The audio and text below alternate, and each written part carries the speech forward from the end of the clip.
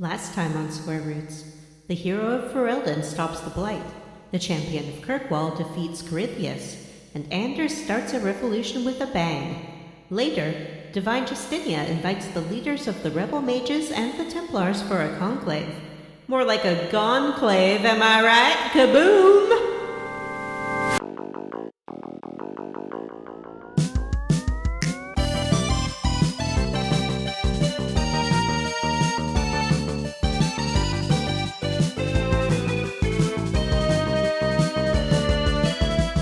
Hey everyone, and welcome to Square Roots, the classic RPG podcast. My name is Jim Banks. I'm joined by Johnny Divine Brandon. Divine? Like wants to eat dog poo divine, or? Yeah, John Waters Divine. Yeah, okay. And Vanessa. I'm Vanessa, and I object to the existence of a male divine. Matt can't be here tonight. He has super bad diarrhea. Oh no. Yeah, it turned out that he thought that the New Year's Eve ball drop meant like he needs to drop a whole bunch of diarrhea into his toilet. And he's still there to this day. I think he actually fused to so great was the volume. And it dried out very quickly in that Florida heat. And now he's just stuck. He was telling me that he was going to go to celebrate the New Year's, the New Year coming in. He was going to go ask for all the leavings in the fryer from Taco Bell. Do you think that's what caused it? Likely. Yeah, I'm sure it didn't help the situation. Yeah, don't do that. I can't imagine just eating Taco Bell scraps. Please, sir, do you have any scraps? Well, let's all hope that none of us ever have to live that. No, he paid for it. It's true. It cost extra. This is a podcast where we play and talk about your favorite classic RPGs, one chunker at a time. And this week, we're starting our fabled tradition of BioWare. Woohoo! It's the best month of the year.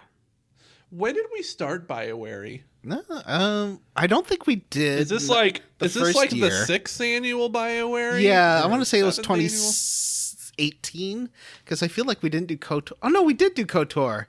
No, so it's 2017. So 7 years of wow. BioWare. 7 years of BioWare. Wow. What a great tradition. Mm-hmm. It was a great tradition. One that can't last forever, though, unfortunately. It can if they start churning out games now. Get on it, BioWare. Well, with current production cycles being like 5 years long. Yeah. I don't think that'll happen. So it's just going to be 10 at once. SWTOR and Anthem and Jade Empire and Sonic the Dark Brotherhood, Baldur's Gate 2. I don't know. We still got some games. Yeah, we got a few. We can make it to 10. Yeah. Well, before we get into Dragon Age talk, you guys got any hot gaming news you want to share with the class? Oh, no. I don't. Nothing's happened. It's the holidays. Yeah, I agree. Well, there have been. So as of yesterday, which was the first day of the new year, Steamboat Willie became public domain, and there have already been a couple of announcements about Steamboat Willie inspired video games. One being, this is kind of a weird story. One being it's called something 88. It's like a Five Nights at Freddy's, but with Steamboat Willie. And I read today that the developers Discord they're actually like, I don't want to slander them, but basically they're neo-Nazis. Yeah, and that so 88 number is kind of a giveaway.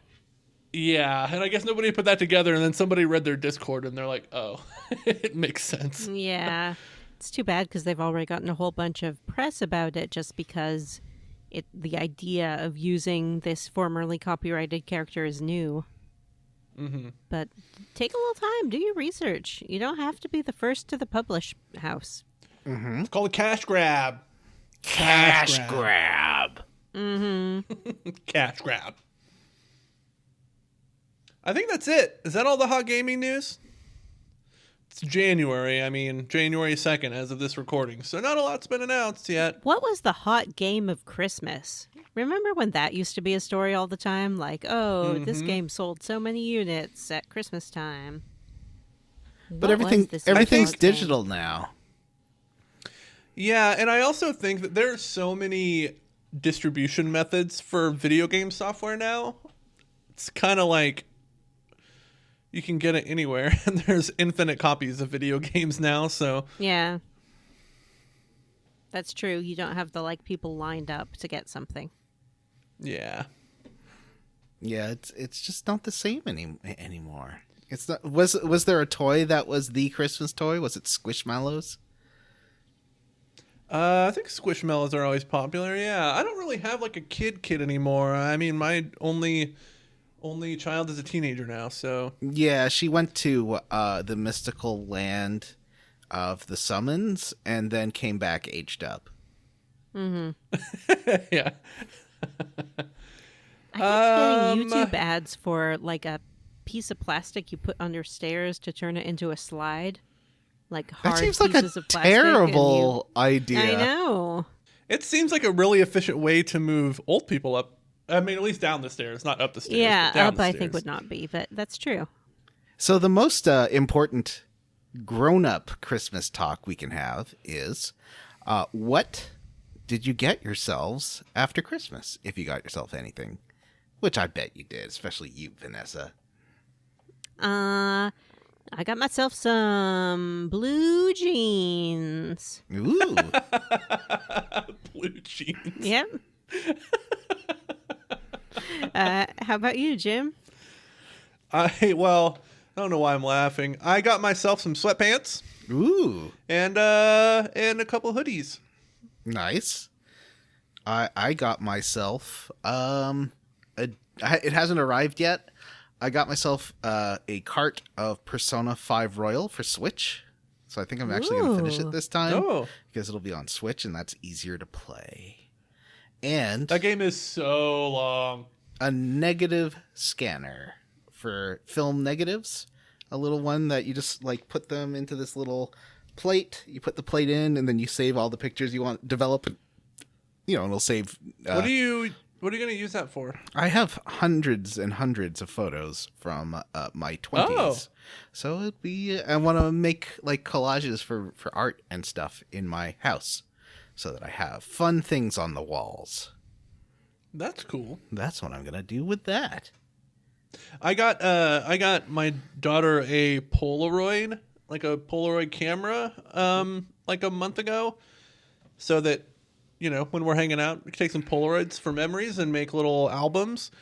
Polaroid film is so expensive. How much is it? $20 for every 8 pictures. Oh, For 8? That's For crazy. 8 pictures. And the camera itself was like $100. yeah. Kodak just. I mean, even Polaroid just film film like always gouging. expensive? yeah, film was always like, well, no, it was like $10 Was bucks it? for a roll of 36 pictures, and then developing it would Yeah, be not like 8. either you do it at like I would develop it at my school, or you do it for $10 and then there's exposures and prints and stuff. I'm gonna have fun making my own prints. I'm not gonna get a printer. I'm going to use what's that place called? Staples. I'll just get them to print out. Oh, Because they do like I used to flush mounted. I used to work in a photo center at a Walmart, Oh, fun. Yeah, and I saw some wild photos. ooh, that's a new corner. That's a new corner we could do. Jim's Walmart buddy. photo store memories. We've both Did you worked at a ever- Walmart. Johnny, did you ever take photography where you had to like dip it in chemicals, old style? Yeah. I sure have. Jim, have you ever had to dip photographs in chemicals, old style? No, but I had to learn how that worked as part of my Walmart Photo Center training module. Like you watched a little video about it? Yeah, and then they probably told me not to tell anyone what I saw in the photos. So did you have a technically machine? You haven't told us what you saw. Yeah. I haven't. A lot of sex. Just a lot of people having sex. Yeah. Like, it felt like every third roll was someone's pictures from the weekend before. and there was lots of nudity and penetration. Oh, I guess you wow. had to be pretty brave back in the day to take your photos to be developed like that. Yeah, we had to take like a little course on discretion. Like we were discouraged from even talking about it with other people that worked in the photo lab. Were you allowed to wink at the customers when you handed them their photos? I mean, how could you not? Be like, I've seen this guy's dong. I see you had a very good weekend, my man. Wink. Yeah. Are you sore, madam?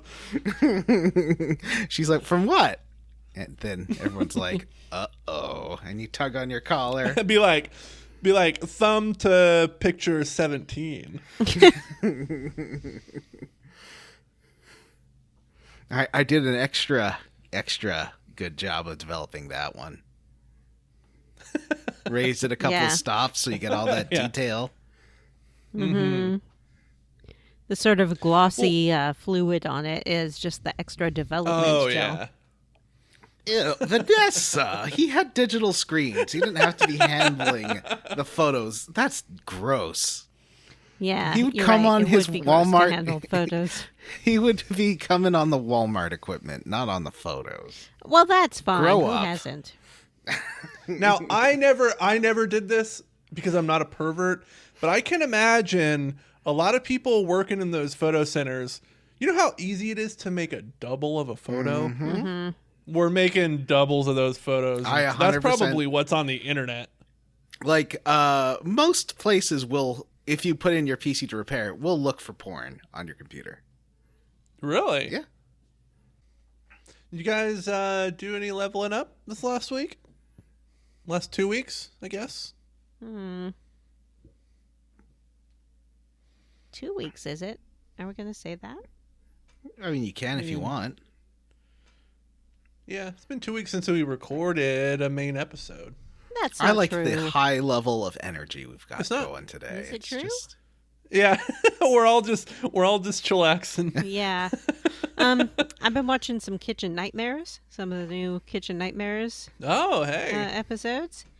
It's interesting because they're all in the greater New York area. Obviously, Ramsey did not feel like traveling for this show. So He's like, I'm not going to Ohio again. Yeah. Sorry. every single one's in Brooklyn or New Jersey. Mm-hmm. They're all right. Yeah, they're fine. They all follow, like, even more so than the last incarnation of the show, follow a very distinct pattern of events. Oh, absolutely. Does It's Gordon even, Ramsay... like, you can set your clock to when Gordon Ramsay goes back in the kitchen and then storms out. Yeah. You can set your watch to that. Shuts it Does down. Gordon Ramsay practice aftercare when he publicly humiliates the restaurateurs? Probably or not. cooks? Do you think, don't think like, he's that afterwards, like, let's have responsible. a bit of a cuddle and make sure you're okay? No. Oh. Do you think he's any nicer to them off camera? I would assume so. Unless I'm they're not awful. Sure. Yeah, because you sort of want that tension. So if he was being nice to them off camera, they might not react with such Yeah. emotion. It's true. And some of them Yeah, because are... you don't want the restaurant owners in their talking head interviews being like, he was really nice to me before. Yeah. And some But of them when the really are cameras not are on, he's a great. garbage person. Yeah. Some of them, at least the way it's narratively built in the show, don't really deserve a lot of niceness. Yeah. Also, the Taskmaster New Year's Treat 2024 dropped. And for our American listeners, 2023 was placed on the YouTube channel. So whether you are in the UK and watched 2024 or somewhere else, you got to watch a Taskmaster New Year's Treat. I watched the 2023 one, and it had Carol Vorderman. Carol Vorderman's someone who I had heard a lot about but never really seen. And then she showed up, and I was like, wow, she's like Vanna White on steroids. I mean, not really. She's just, like, super smart and is a math genius and can do crazy calculations in her head. she's super hot, Johnny, and she has big old mommy milkers, as Jim Banks would say. What's her name? Carol Vorderman. Look it up. Carol. How do you spell her last name? Voderman, I believe. It's Vorderman. Oh, yeah. Voderman. Or is it Vorder? Okay. She does indeed have, as Vanessa put it, mommy milkers. But she is super smart. Well, you can have mommy milkers and be super smart. I don't know her Just personally, like John. Bayonetta. I didn't go to high school with her. Just like Pyra from Xenoblade Chronicles 2. Nothing wrong with having tiggled bitties. Not at all. Are you implying that Vanna White isn't smart? Maybe you're the problematic one here.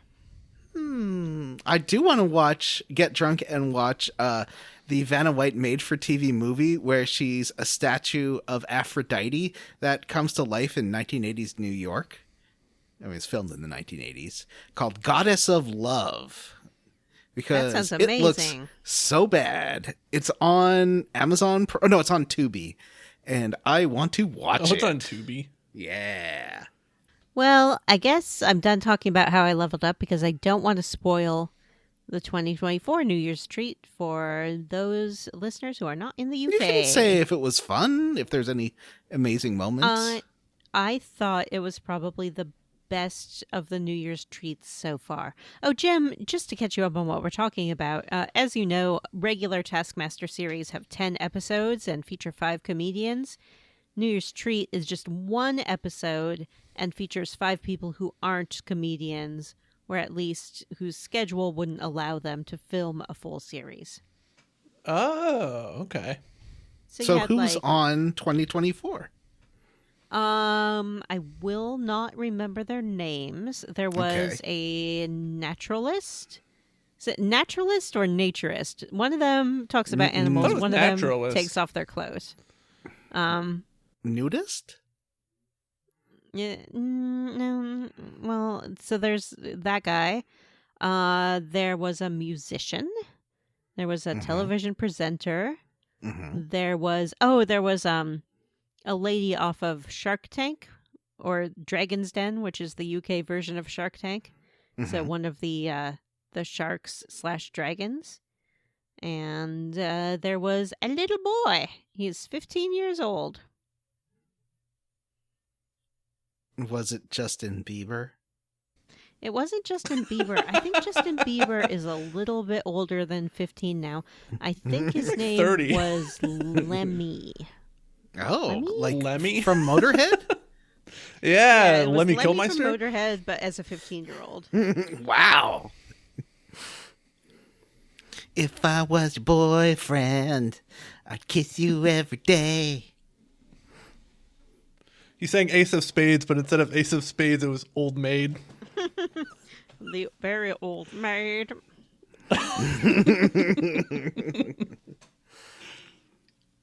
All right, I can tell you if you want to know. Sure. This child's name. Oh, okay. So there was Deborah Meaden, that's the shark. Koji Radical, whose music I am not familiar with, but is a musician. Lenny Rush, not Lemmy, who is a BAFTA award-winning child actor. Steve Backshall, who is a naturalist, not a naturist. And Zoe Ball, who is a TV and radio presenter. I feel like I'm not hip enough with current UK culture to know any of those people. No. Do they give every British actor a BAFTA? Yes. I feel like a lot of them get BAFTAs. There was the first New Year's treat had one of the actors from The Mummy in it. The guy who played the brother, I think Rachel Weisz's brother. Oh, sure, yeah. Not Rachel Weisz's brother who's friends with your friends. Not Rachel Weisz's brother who's friends with my friends. Yeah. Like Rachel Weisz's character's brother. Right. Because he's been on the Flophouse a lot.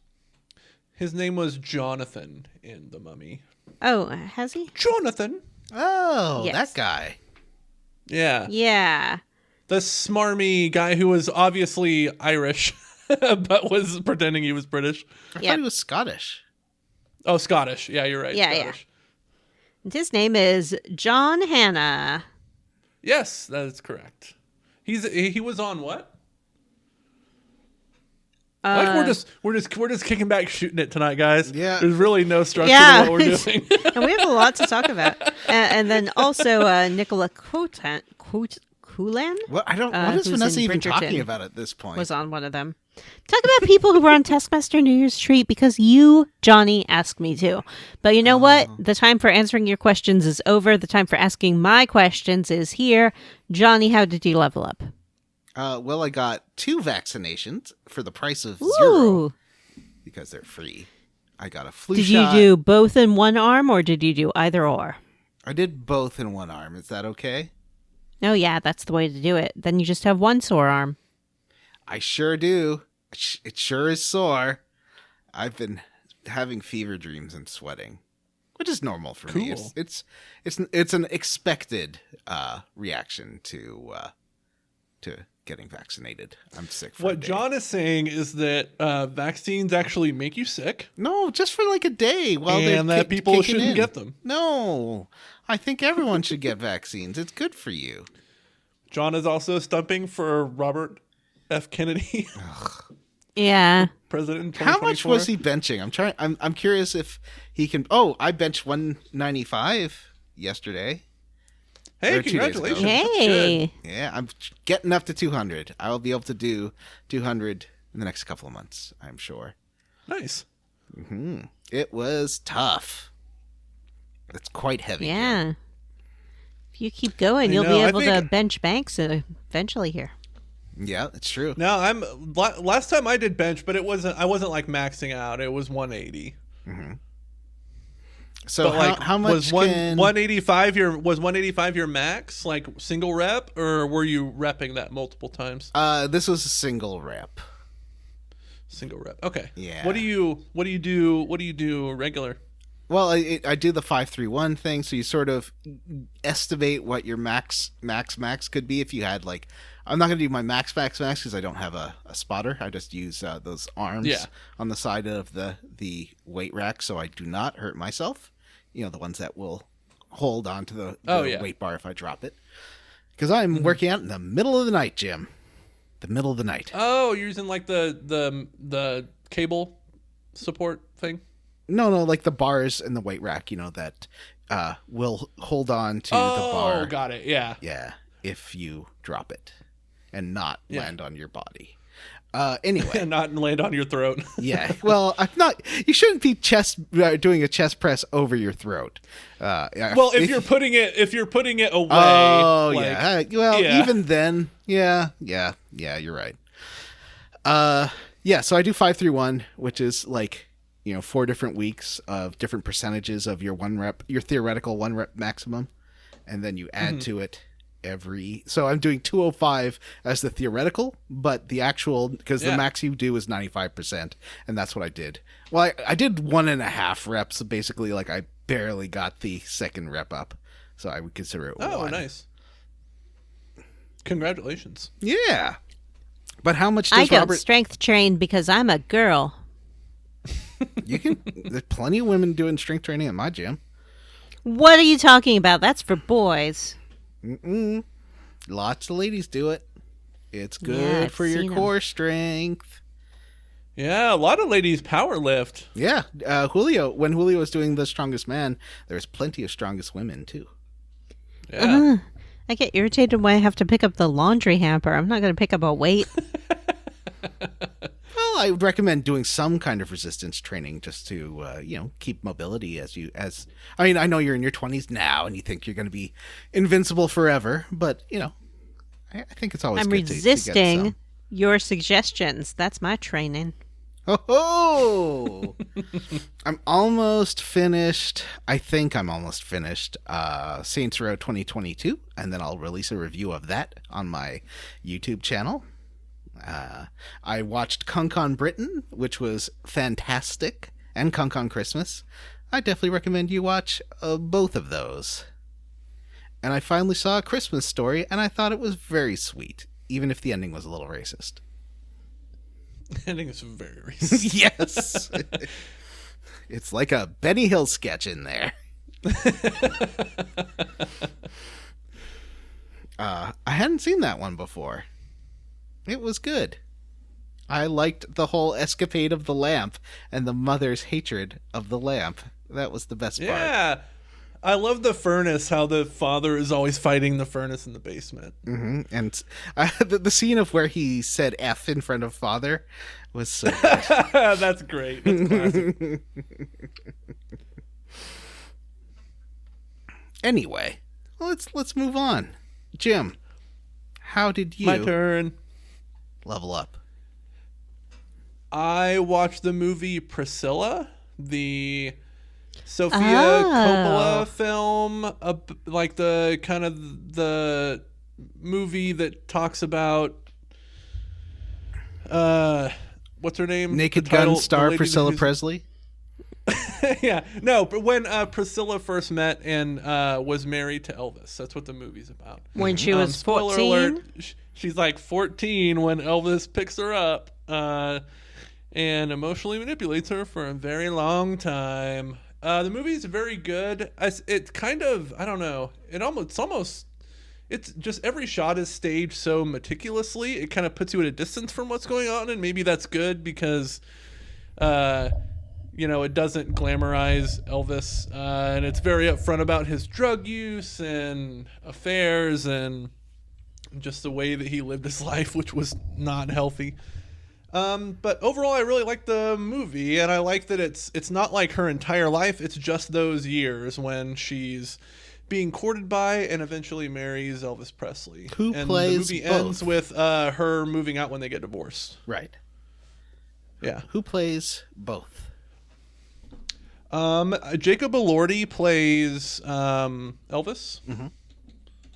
And Priscilla is played by Kaylee Spaney. Don't know her. You know who Kaylee Spaney is? I don't No, know what's she who from? either of those people are. Kaylee Spaney was in Mayor of Easttown. She was in How It Ends. She was in that Craft, the Craft sequel, the Craft Legacy. She was in Pacific Rim Uprising. She's been in some stuff. Jacob Elordi is from... He's He's been in a bunch of stuff. He was in Saltburn. Now, and Euphoria. I guess that's a big thing he's been in. And Euphoria, yeah. That was a big break. So this guy, this Jacob, he's 26. How old is Elvis supposed? I don't know how old Elvis was when he married Priscilla. Elvis is in like his mid-20s, I think, when he first meets her. Oh, wow. Okay. Oh, I thought he was old. I thought it was like 70s. Well, maybe late Era. 20s. When he met... How old was Elvis when he met the Downtown Brown? He was 24. Okay, I thought they say that in the movie. He was 24. Oh, okay. Okay. Yeah, that makes sense. Yeah. And he was in the military, so he had to ask her father to date her, and her father was like an upper military guy. It was very awkward, especially when he's like, I want her to move in with me, and her parents are stationed in Germany. Mm-hmm. What a weird thing for a parent to have to do. Anyways, that is a good movie. I had not really heard much about it, and my daughter really wanted to watch it, so I was like, yeah, let's check it out, and it was really good. I also watched the movie Silent Night, the new John Woo film, with famously no dialogue in the movie, or only a couple lines of dialogue. Oh. It's not very good. Some of the stunts are neat. But some of them you can just tell there's so much CGI in the shot. It's like kind of loses its luster a little bit. Yeah, that's disappointing because he used to do such great practical things. Because it's safer probably not to. Yeah, that's very true. But I thought like I said, a lot of the action work was good. The guy who played the sergeant guy in Suicide Squad, what was his name? Sergeant Biscotti. Yeah, Sergeant Biscotti. Yeah, Sergeant Spaghetti. He played Colonel Rick Flag, sorry. Oh, yeah. AKA Sergeant Spaghetti. And he was Joel like on Kinnaman. The Killing. Yeah, that guy. Yeah. Joel Kinnaman is the lead in it, and I actually really like Joel Kinnaman. And he was good, but the movie like there's a whole like it felt like a 10-12 minute scene of just him wordlessly grieving his murdered child. And Oh, at one no. point I turned to my girlfriend and I was like, when is this going to be over? Yeah. Like, I understand he's sad. It just feels really weird now. So I don't know. I think I'm a little bit more bitter about it because I paid $25 to watch it on Amazon. Oh, I was no. like, well, I'm going to like it and I'll probably watch it again. I'll just go ahead and buy it because it wasn't available for rent. And I was like, 25, but I'll get it in UHD. Maybe that's okay. And as soon as it was over, my girlfriend was like, did you like it? And I was like, I didn't like it $25 worth. So that's kind of a bummer. But it's fine. And that's how I leveled up. I'm ready for the quest log. Sorry about that delay.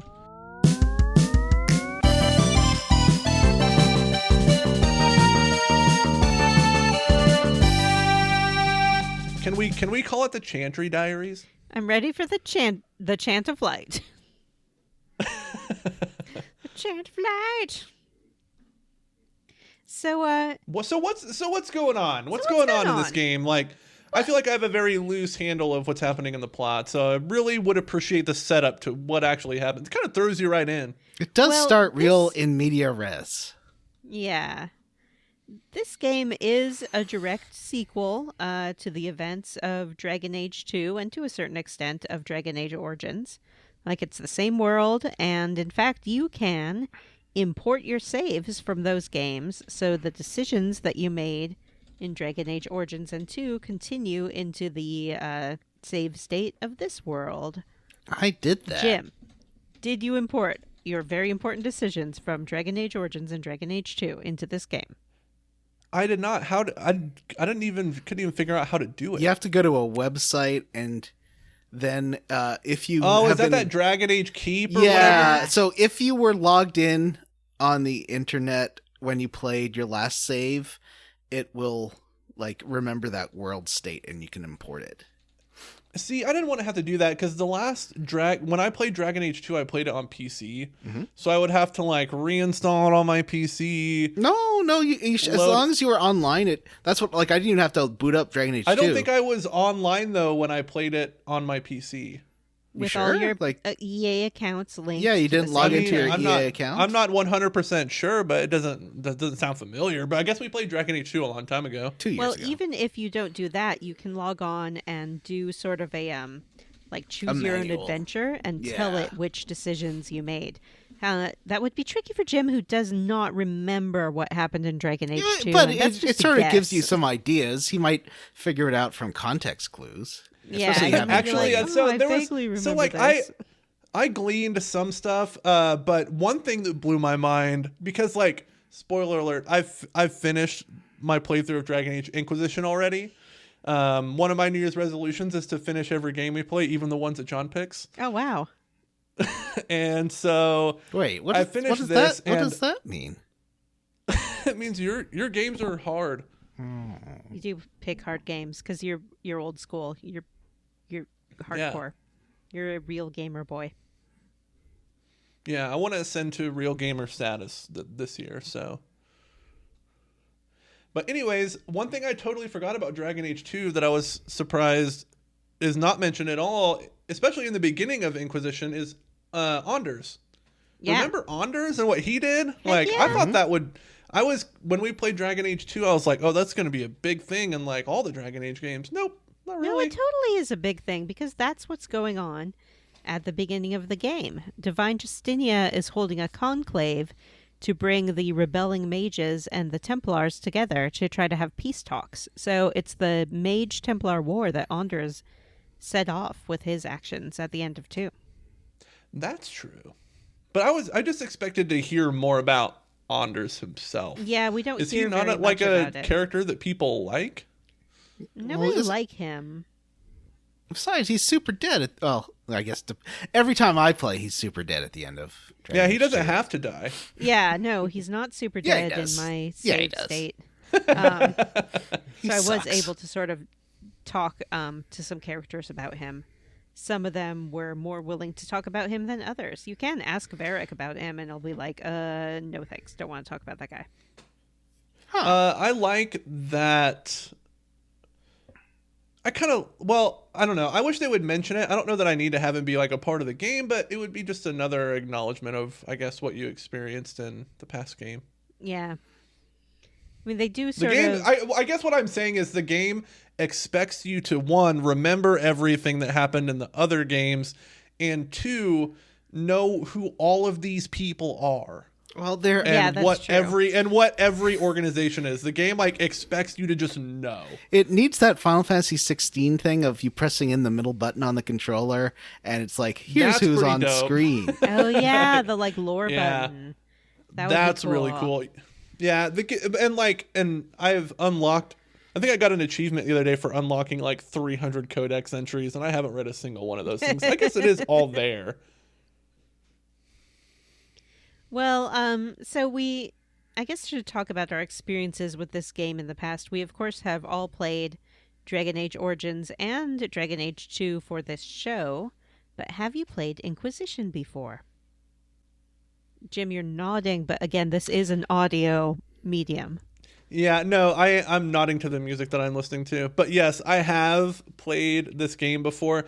It was the first game I ever got for my PS4. Oh. I remember that very distinctly. I remember buying my PS4 and also buying Dragon Age just because there were no other RPGs on the shelf, and I really wanted to play an RPG. I had never played a Dragon Age before. And I love this game. Like I said, I don't have a good handle on what's going on plot-wise, but just the gameplay itself is so rewarding and addicting. Like, I love just going from quest to quest and boss to boss and keep to keep. Like, it's fun and satisfying. I like it. I like its sort What of about you, John? semi-open world state where it Yeah, has... that's another thing too, is like it just has a bunch of different sandboxes you can play in. And there's different things to do, but the gameplay is more or less the same. But it's a very, like, I like the world that the game is set in. Like, all the areas are very distinct. It's a good game. It looks really good. John, it does still looks great. What are you playing it on now? John- I'm sorry, Jim. Oh, no, you're fine. I'm on the Series S. All right, John. Hello. John, what's your experience with Dragon Yes. Age Inquisition? Happy birthday? Was that what Vanessa was about to say? It's not my Yep. birthday, Vanessa. Well, Happy birthday, 2024, baby. New Year's here. it's true. Well, baby, I bought that day one. I was very excited. My ex watched me play it, and we played it together. It was pretty fun. And yeah, I guess I didn't finish the game that quickly because it came out at the end of November. And I think I finished it in January. But I used to take a long time to play games. Not like now, where Used I just to. burn Now through you play them. them super, super fast. Yeah, just like, choom. You're like a speedrunner with zero effort. Yeah. I played as a dwarf. And it was fun. I won't spoil Because who I you love- romanced. Yeah, you love Dragon Age 2 more than probably just about anyone. So it must It's a have great been very game. exciting for you when this came out. Hmm. I mean, how many games make your mom turn into a Frankenstein? 2? That was in Origins, wasn't it? No, that's No, two. that was 2. Speaking Was it of two? mommy Wait, which one milkers, just takes place in the city? 2 takes place in the city. yeah. Oh, I thought Origins took place in the city. And I really liked it, and I'm excited to play it again. At first, I made another dwarf, but I was like, "This is too close to my original run," and I fear I'm going to make all the same choices. So I will play as a woman. I will play as a Kunari. I guess that's your next question, so I don't want to get ahead of myself. Yeah, let's not get into spoilers. Downtown Brown that. Mhm. No, I mean it's fine. Leave it in. All right, I have also played this game many times. I love it very much. And I am also playing on the Xbox. Oh, Johnny, what are you playing it on? Oh, PC.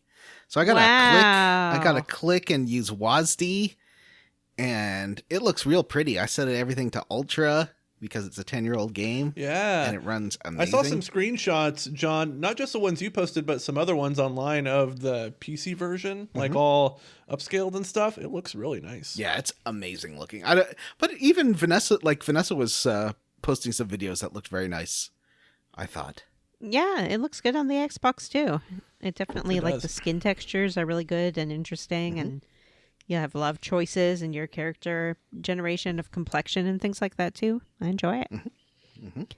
All right, let's pop right into it then. Character creation. Yay, Like my favorite Origins, part. Yeah. As with Origins, we get to choose a race and, to a certain extent, a background and a class. And each character gets a little explanation of why they are at this conclave. So let's start with Jim. Who you make? Who you make? Well, I picked a human man because I was originally going to make him an Alan Wake. Like, I've had Alan Wake fever for a while, so I was like, I want to make an Alan Wake, and then I can hang out with Alan Wake all the time. And I just couldn't get it right. Couldn't get the hair right. Couldn't get the beard right. And so I just exaggerated all of his features as much as possible. And I named him Herald, and he's a fighter. And I use two-handed weapons. Show me the champion of light. I'll show you the herald of Andraste. Yeah. works. You must really enjoy that they keep calling you the Herald in this game. I know, yeah, that's why I made him Herald, because I remember when this game came out, a rumor about it that they're like, the characters will say your real name. If you put your name in there, the characters will call you by your name. And I remember doing that when I first got the game, and it never happening and being pretty disappointed by it. Yeah. Because that does happen in they kept calling Fallout 4. It does happen in Fallout 4, yeah. Yeah, but they're like, I thought it was going to happen in Dragon Age, and I never did. And I remember they either call you Herald or Inquisitor, or they'll call you by your family name, which is like Trevelyan or something like that. Yeah. Vanessa! With AI voice becoming a thing, I have no doubt that pretty soon video games will have basically every name in the world available for all the characters to call you. Imagine all the funny memes that will happen when people put in funny joke names. That'll be fun.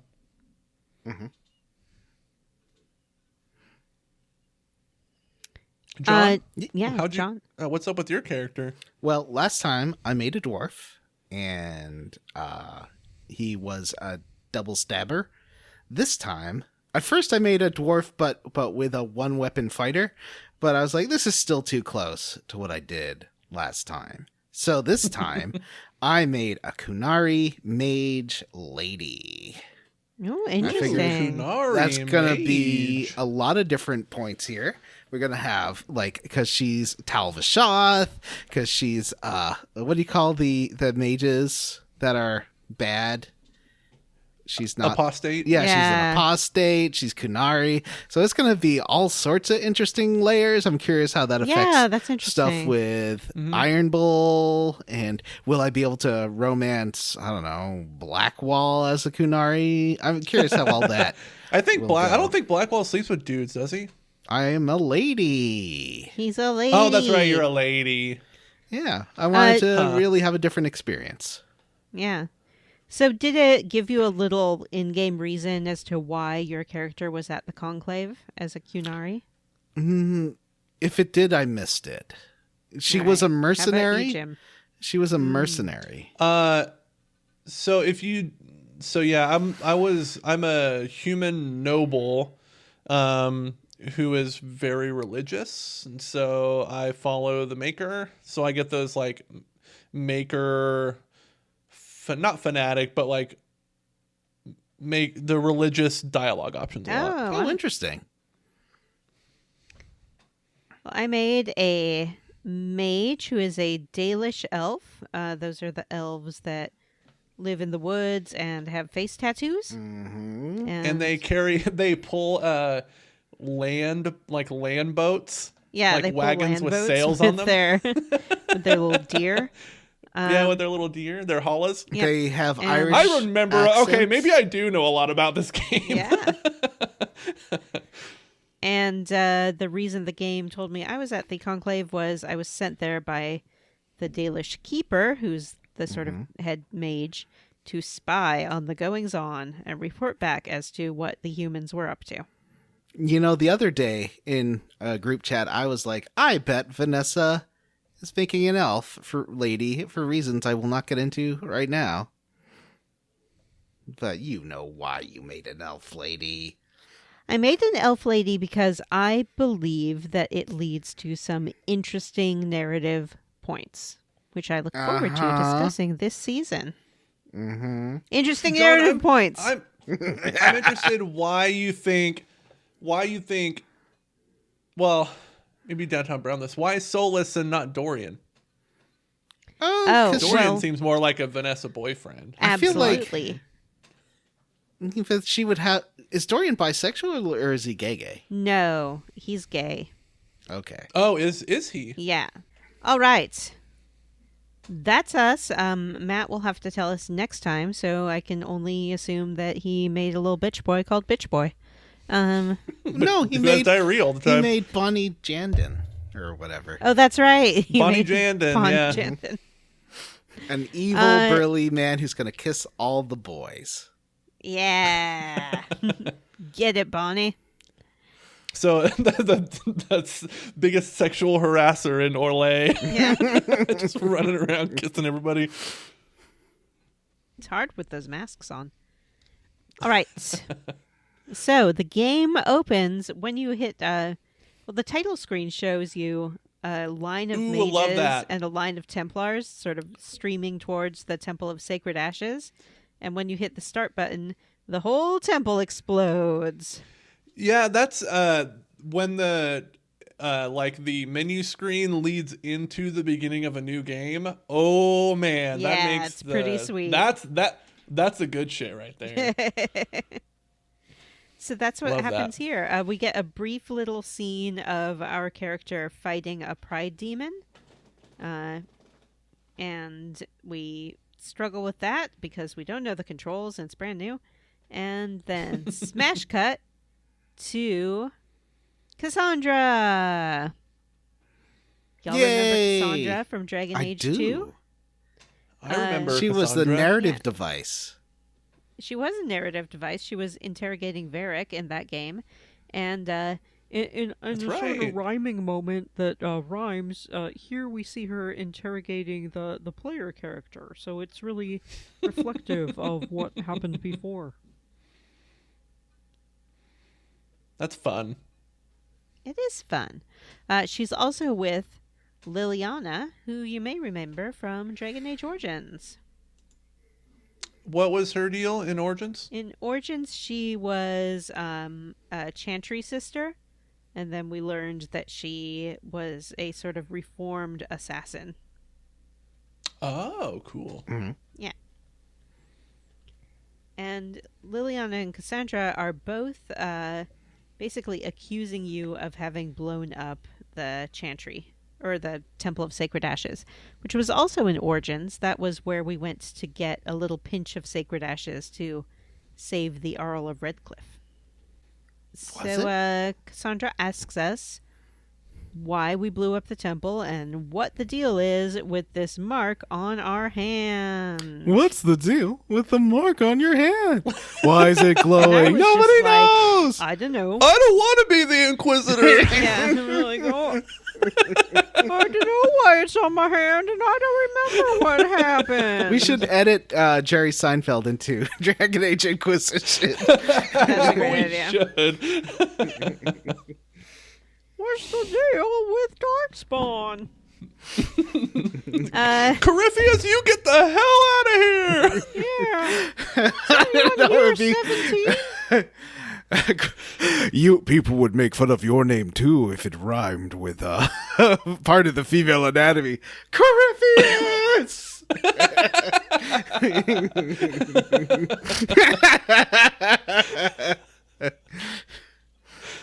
All right. So, how did you guys deal with Cassandra? What's your attitude? What's your tude? Are you rude boys? Are you good girls? What's going on there? I'm a good boy. It's very gratifying to be a good boy. And I like to be an honesty guy. Ooh. I tell it like it is. I imagine, you, John? especially as like a religious character. It's fun to be Yeah, like, I actually "Oh, really like the no, religious come on." options. Usually they're actually just really nice. They're not like proselytizing or anything. Yeah. It's good. Well, we know for a fact that Andraste does have immense power and is undoubtedly a real deity. Because we use Correct. the power Yeah, of Andraste so all the I was time. Andraste is their main goddess and wife of the creator of their universe. Yeah, it's sort So, of like if the the Virgin maker- Mary hadn't had a baby and instead had gone on a big holy war and then been like, I'm the wife of God. Yes. So, and they positioned it as so God has turned away from us, so we need to worship Andraste. As sort of a go-between. Until we're good, until enough of us believe in Andraste that God makes the world a paradise again. Makes sense, makes sense. Johnny, what's your tude? Well, you saw her makeup skills, right? Yeah. She's got. It's very I would like s- Misfits from Gem and the Hologram. makeup. Yeah, exactly. I was going for that kind of brutal 80s day glow, a little bit of 60s in the lipstick. She's got bright yellow lipstick and lip liner. Her eyeshadow is very severe, intense pink. She's serving a lot of looks. She's dishing it out. She's sassy. She can take it and serve it. And I was just going to sassy. ask if she could take it. yeah, she can take it and serve it. She's just dishing it out. She's great. So mostly I've been real goofballing. Just the goofiest answers. It doesn't have most of the time it doesn't have that one choice. Remember in Dragon Age 2, you could almost always do a sarcastic response? It's only sometimes in this one. Oh, that's disappointing. But she's great. Well, I'm playing And as her a- name is Boroxet. Oh, nice. Yeah.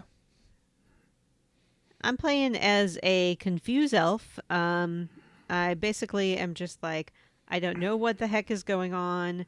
I don't know what you're talking about with Andraste. I worship elf gods. I am an elf. I didn't grow up in the human world. You people are all nuts.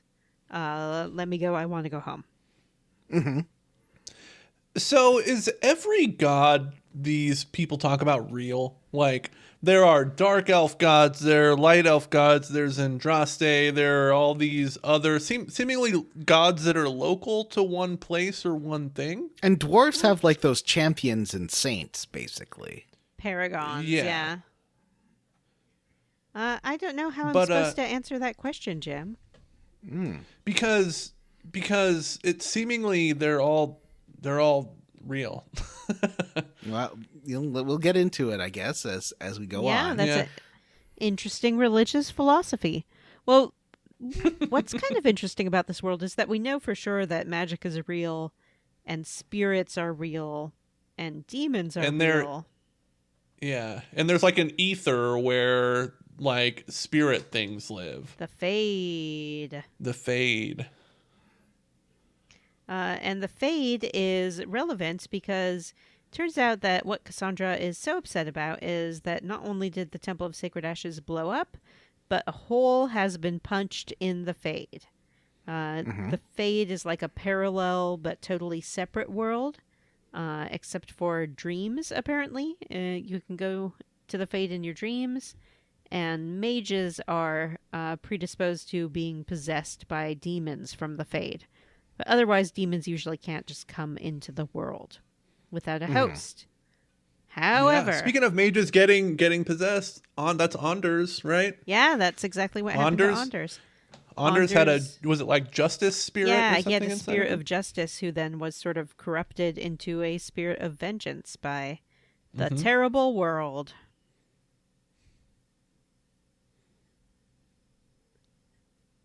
So we learned that there's a big old hole in the sky. Demons are coming through.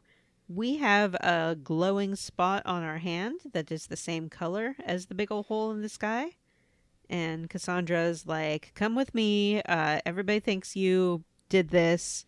And I'm going to come make you look at the hole in the sky with me. We're going to figure out what's going on here. And you're just sitting there with your big glowing hand being like, we're going to find the guy who did this. Excellent job, Vanessa. Thank you. I did my very first I think you should leave reference. So we follow Cassandra out into the chaos. There's lots of people standing around basically making like menacing throat slashing gestures at us, being like, oh no, we hate you, die. And Cassandra leads us in cuffs through the streets until we're crossing a bridge, and it does a collapse. I guess because it's hit by a falling demon fireball, something like that. Yeah, one of them little green glowy blasts. And we fall down errant. and then are face to face with a weapon. For me, it What was was a your weapon? mage's staff. Oh. And for me John, what was as yours? well. Oh, Mine was a big two-handed sword. Oh, thunky. Yeah, right now the only warrior I have in my party is Cassandra. She's got to do all the heavy lifting. Ooh. So we are off. This is our first real little combat situation. And it's kind of a button mashy combat with occasional interruptions for skills that have cooldown periods, but it's pretty fun. Yeah, I like the fact that you can just hold the trigger down to just attack. And I like the way the buttons are mapped. So they're mapped to on the Xbox it would be like the Y, B, A, X buttons. And then if you hold the left trigger, it's you use those same buttons, but they're mapped to different abilities as you gain more abilities. So I thought that was cool. How does it work on PC, Johnny? It's more like an MMO, so you got like a big long bar of abilities, Yeah. and so it's like 1, 2, 3, 4, 5, so, et cetera, with like Poshies on 9. Like hotkeys. Yeah, lots of hotkeys, and then F1, F2, F3, F4, choose your person. You can hit T or use the mouse wheel to go into tactics mode. I do mostly play in tactics mode because I find playing in normal mode a little annoying because you have to hold down a button to keep attacking. Mm-hmm. And, okay, so you did say that you have to hold down the button to keep attacking. That was my question, but you answered it. You have to hold down one of the like left mouse? Yeah, Or left what? mouse to keep attacking. Okay. I sometimes, if it's not a big fight, I won't switch to tactics mode. But if there's like a rift to close, I will, for sure. Yeah. I really And- don't use tactic mode on the console. I just keep the camera down behind my character like it was a third-person RPG and play it that way. Though you Yeah, it can plays- switch the camera around. Yeah, I Interesting. played I always through. have my camera set really high. Not like straight down like tactics mode is, but I keep my camera pretty far back. When it was when I first played on PS4, I played tactics mode with the controller. It was fine. It's pretty similar. I remember you saying that, and I was like, that's interesting. I could see why that would be better, though. If maybe a little less intuitive. Yeah, it was a little clunky. It's definitely easier to play tactics mode with a mouse. Yeah, I could see that. I'm playing on story mode, so I like just, having a casual good time. Yeah, it's more cinematic if you're looking at it from the behind the person perspective. Yeah. Mm-hmm.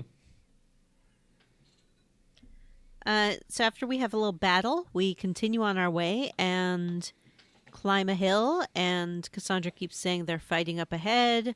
You're like, who's fighting? And she goes, you'll see. And we stumble up there, and there we are, get a good hero shot of our old best friend from Dragon Age 2, Varric. Yay! Oh my god, it's Varric! And his chest hair. And his chest hair and his necklace, quote unquote, which just happens Varric... to resemble a ring that you'd wear on your body. Do you think it looks like Is a a cock ring on ring? his necklace? Is that what you're saying? Yeah, I do. Huh. I never noticed that. I'll have to look at him again. I do have a million screen grabs because I like taking screen. Oh, I want to see a screen. How do you use a metal cock ring, by the way? Jim, do you have screen you grabs shouldn't. of your It's a guy? bad choice for one thing. I commented a video. Oh, yeah, that is a cock ring. And I posted a close up of my character in the group a couple weeks. It was a week or two ago. Oh, right. Yes, I remember now.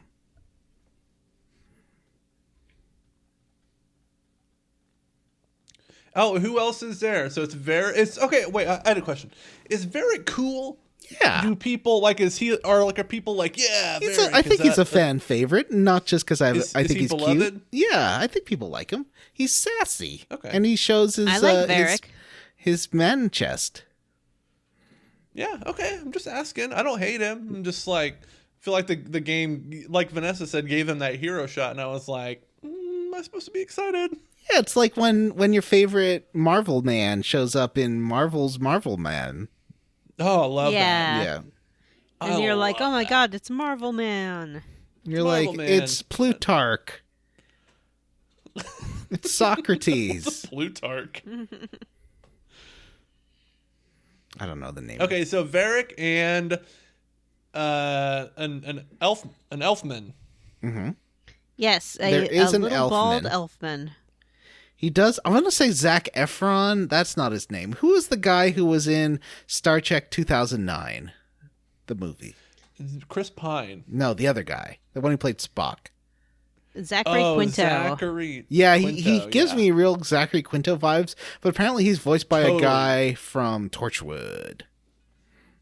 Oh, is he? I agree with you on the Zachary Quinto vibes, John. Yeah, I think he's got a Welsh accent. Who's he voiced by in Torchwood? Is it that Burn? What's his name? Look up Solas voice actor. You'll figure it out. All right, I'm looking it up. Jeez. I'm not Wikipedia, Vanessa. You look like Wikipedia. Thank you.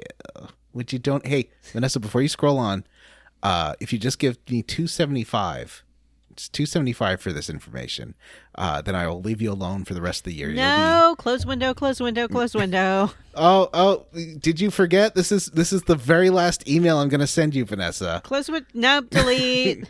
Gareth David Lloyd. Yeah, he was great on Torchwood.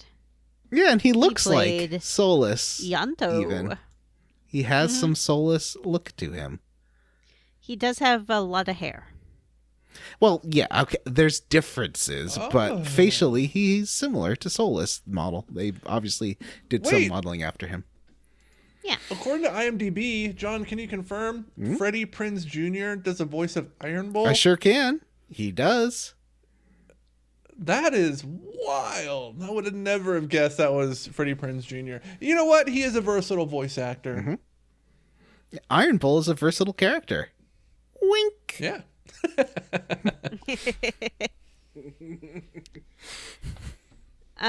So they're fighting demons next to a little tear in the Fade, as opposed to the big giant one in the sky. And when they're done with the fight, which we help them out in, Solas grabs your wrist and kind of waves your hand towards the rift, and it seals up. It's like I don't know if you ever dated someone and you're like, I want you to give me head rubs. So you'll grab their hand and then like slap it onto your head and be like, Yeah. yeah. Mm-hmm. He's very dominant. What kind of boyfriend? Well, not like aggressively. It's cute when I do it. Yeah. He's adorably dominant. Mm-hmm. Like a cat demanding head rub. Exactly. Or a dog. Or like someone touching you without consent. It's cute. Yeah, it's great. It was a bit. It's a bit. It's fine. So Solas is super happy because he's like, aha, I knew that this hand thing could close the rift. Let's just get up to that big one and close it up. Yay. You have the option to stop and like chat with Varric and Solas and get your bearings about what's going on. Jim, did you do this? I did. But I don't know. They kept asking me what happened. Like the only option is I don't remember. Yeah. So it's like I was really disoriented at the beginning of this because for some reason I felt like I should have known who Solas was. Because people were just using his name. I think that maybe if you read the books, but he was definitely my first introduction to the character. Yeah, but I felt like the game wanted me to know who he was already. I don't know if he's in the books or not. There's definitely some characters we'll run into who are prominent in the books. Oh, really? Mm-hmm. Maybe I will have to check these books out. Yeah. That could be a good bonus. YouTube video of like that would be a summary of fun all the bonus. books Reading a Dragon Age book and doing a book report. We all read a that different might be Dragon fun. Age book. Yeah, we've never done a book. Mm-hmm. We can Man, read. we're just the kings Matthew reads and tons. queens of all media. Yeah, exactly. At what point did you start moonwalking in this game, Vanessa? You can moonwalk in this game very easily. All you have to do is jump into a dialogue. So, like, jump near someone and then hit the talk to button while you're in the air, and then you will get stuck in the air, and you can glide and fly around until you hit the jump button again. Oh, okay. And are you okay? Are you okay? Are you okay, Annie? Annie, are you okay? So we continue on. We have the option of taking two different paths through the mountain. We can either charge with the frontline soldiers, or we can use a secret path through some mines. Which path did you choose, Johnny? I've never done... I mean, I've played this opening through a couple of times now. I've never done the charge through. I've always done the path. Why would I charge through? I'm a sneaky boy. Or woman. Jim? Oh, I charged into. Oh, wow. Like, how do you not? Because I have big sword. I'm a big beefy warrior, man. So what was charging in like? I don't know. Just go in and swing your big sword around. Well, if you take the mountain path, you run into... First you come across Fade Rift that you have to close. And then... Oh, wait. No, I did take the mountain path. What? You liar! I did. And... I'm misremembering. I've played this intro twice and did the same thing both times and still don't remember. And then you can come across some scouts that Liliana had sent up there and rescue them. So that's fun. I don't know if you charge in if you get a chance to rescue anyone. Maybe. You rescue the little groups of fighters. Is that what you do you? here? No, that must be if you Yeah. charge in. Are you sure? No, you rescue the soldiers that never came back from the mountain pass. The little group of fighters. That's and what then I you close the rescued. fade. Yeah. Mm-hmm. Interesting. So we finally arrive at the Temple of Sacred Ashes, and there's a big old pride demon. Oh, he's so proud of himself. He's a proud boy. Oh wait, no, that's. I'm curious as why they named the demons the way they did. Okay, Wisp, I understand. I don't know why Pride Demon is a big giant monster. They're I don't know Catholic. why the despair demon is a flying hooded guy. I don't know why the other things are the way they are. Like, it just doesn't make any sense. There's sloth, and is there gluttony? I know there's like a glutton. No, I've never seen a gluttony demon. There's definitely sloth. Not at the Fade Rifts, anyway. Because the sloth demon's like, why don't you just rest? And there are definitely lust demons. I'm sure we all remember them from the lust games. Which, once again, they're only hot women. There should be some hot dude lust demons. Absolutely. You know what's weird is that there are demons named after the 7 deadly sins of the Christian Bible. Yeah. You would think they'd have Pretty their own lame. sins. Plot hole, plot hole, plot hole.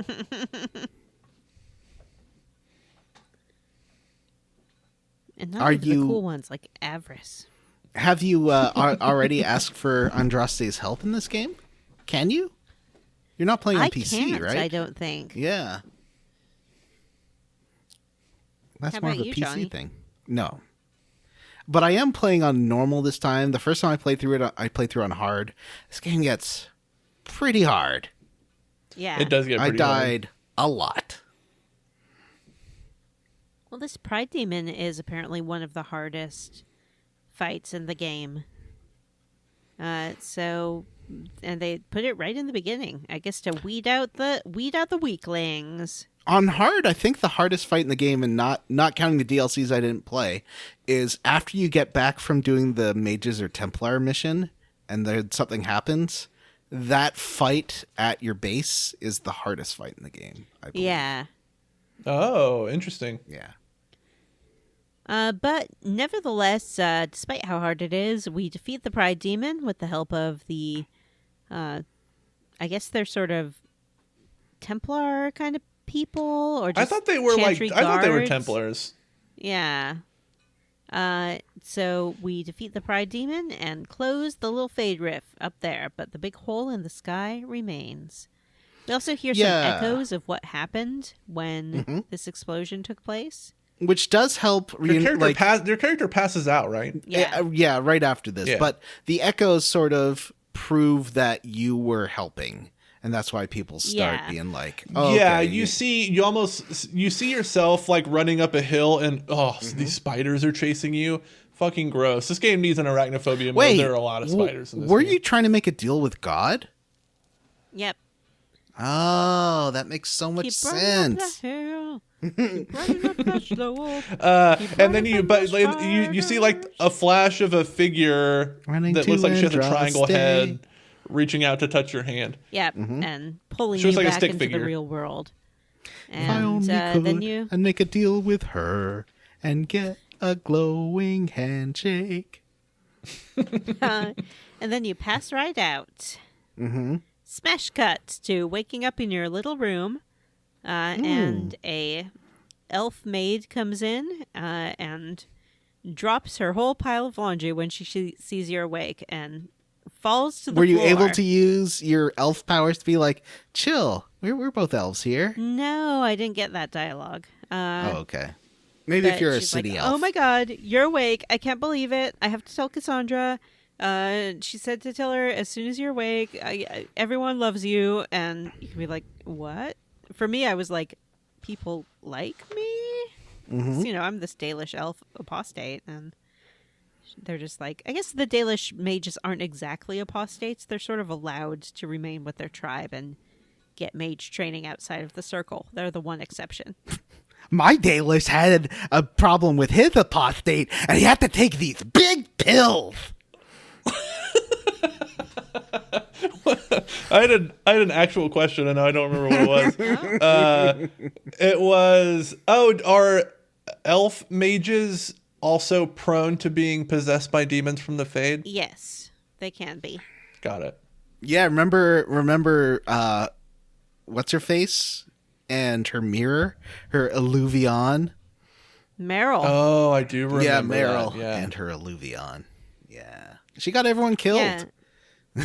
Is there a way the to? Dalish have like special rules where each like tribe can only have 3 mages in it at once, and if another mage is Oh. born, they have to like go to another tribe. And if there's no other tribe that needs a mage, then they're sort of just cast out to wander around, and then maybe they end up at the circle. Is there a way to get Meryl to not kill everybody in her village? There must be. Okay. But I don't know what it is. Mm-hmm. Maybe I guess do. not. I feel like Not encouraging the Alluvion stuff, being like, you should get yeah, rid of because that. I don't think she did kill everyone in my playthrough. I don't remember. Whoopsies. So we wake up, we go outside, and it's great because everyone's like, "Oh my God, look!" And they're looking at you, and they're like bowing and scraping. They love you. We are so popular now. Mm-hmm. Everyone's like whispering about you loud in stage whispers behind your back. It's the Herald of Andraste. She was supposed to close the rift, but just sealed it a little bit. Well, it's better than nothing. So we wander around. We're in this town called Haven. It's got a few huts. It has a little inn. It has an apothecary and a little smithy. And tons of Inquisition people just milling about. And we wander up to the Chantry building, which is like the church, and are given a little bit of background as to what's going on in the war room. The war You room meet has this all the big table characters? with a map. All the characters are there. And All of them. All of them. all of them. Again, the game expects you to remember all these people. Like And- gives them all very reverent framing and hero Yeah. shots. Like It's like, weird. oh my God, it's Colin. I don't know Yeah, if you know it's 'cause Colin. I've downloaded the most recent PC update, but right when Cullen appears, he just stops talking and then floats up out of the screen, and a message he says, "I have to go back to my home planet." And then a message appears that Cullen died on the way back to his home planet. Oh no, Colin. Oh well. Yeah. What I was gonna say earlier was you guys were talking about the moonwalking. If you fast travel while you're in the climbing animation, if you're climbing up a ladder, your character will load into the next area doing the climbing animation, and you can't control him. So you have to switch characters and reset his AI and then switch back. That's amazing. It's pretty awesome. So we see Cassandra arguing with a male priest of some sort, and she's saying, "This is what the divine wanted. We're totally starting the Inquisition." And he's like, "You can't." She's like, "We did. Deal with it." That's the same priest who was like yelling at you on the bridge and saying how you caused all this. Yeah, this And he priest is sucks. not a fan of you. Yeah. So he leaves, and Cassandra's like, "What's up? We have started an Inquisition." What that is a little fuzzy. Apparently there's been one before. It was very violent and bloody. And its goal, I guess, is to kind of root out corruption in the Chantry.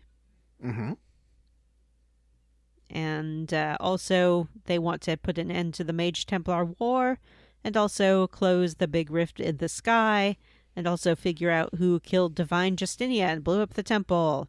Lots of goals. And also kind of futz around with the Civil War in Orlais. Yeah, and they want to futz around with the Civil War in Orlais. And then there's the Tevinter find Empire 10 pieces to the north. of lamb's wool. And find 10 pieces of lamb's wool. Yep, there's lots of side quests that they want to do as well. Get 20 ram meat. Yep. And in the war room, we sort of have our main counselors. There's Cassandra, who we've met, Liliana from Dragon Age 1, Cullen, who was also in Dragon Age 1. No, I don't remember him. He flew off back to his home planet. Just because Cullen's voice actor is canceled, and legitimately so, we can't just pretend that Cullen doesn't exist for Yeah, this we whole can. series. Oh, remind me what happened with that guy? Oh, he was like, was he Gamergatey or Anti-True? He was one of them. Maybe both. I don't know. I don't keep was track just- of these things. That's your job. Yeah, that's true. Did that just happen a couple years ago? I think he was doing like pro Gamergate stuff in the voice or it was either pro Gamergate or anti-vax, but I feel like it was all that kind of stuff in the character of Cullen. Like he would post videos. Oh, I remember that. Didn't Yeah. he post a YouTube video? Yeah, exactly. Yeah. What a weirdo.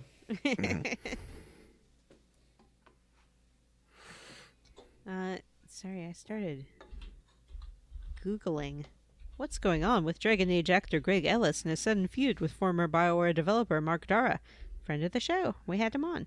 I don't think he liked us He very did. much. Why do you say that? I don't know. No reason, actually. He was great. Let's see. He made a 40-minute rant on YouTube where in character he complains about cancel culture, Johnny Depp being fired from Pirates of the Caribbean, apparently because Dragon Age fans have been calling him a transphobe. Well, that's what he did, I guess. He made... Oh, so he's the kind of guy who now says everything is woke. Yeah. Yes. He's a wokester. Yeah, and he's like, no one will work with me because they're too woke, and I'm going to make an in-character Oh, he video. has Tim Allen syndrome. Yeah. I guess, people love these in-character videos, and lest we forget, we were blessed with a surprise drop of a brand new Let Me Be Frank video from Kevin Spacey, featuring Tucker Carlson. Well, literally everything we said was true, except maybe the vaccine stuff. Yeah. Everything else is true. Yep.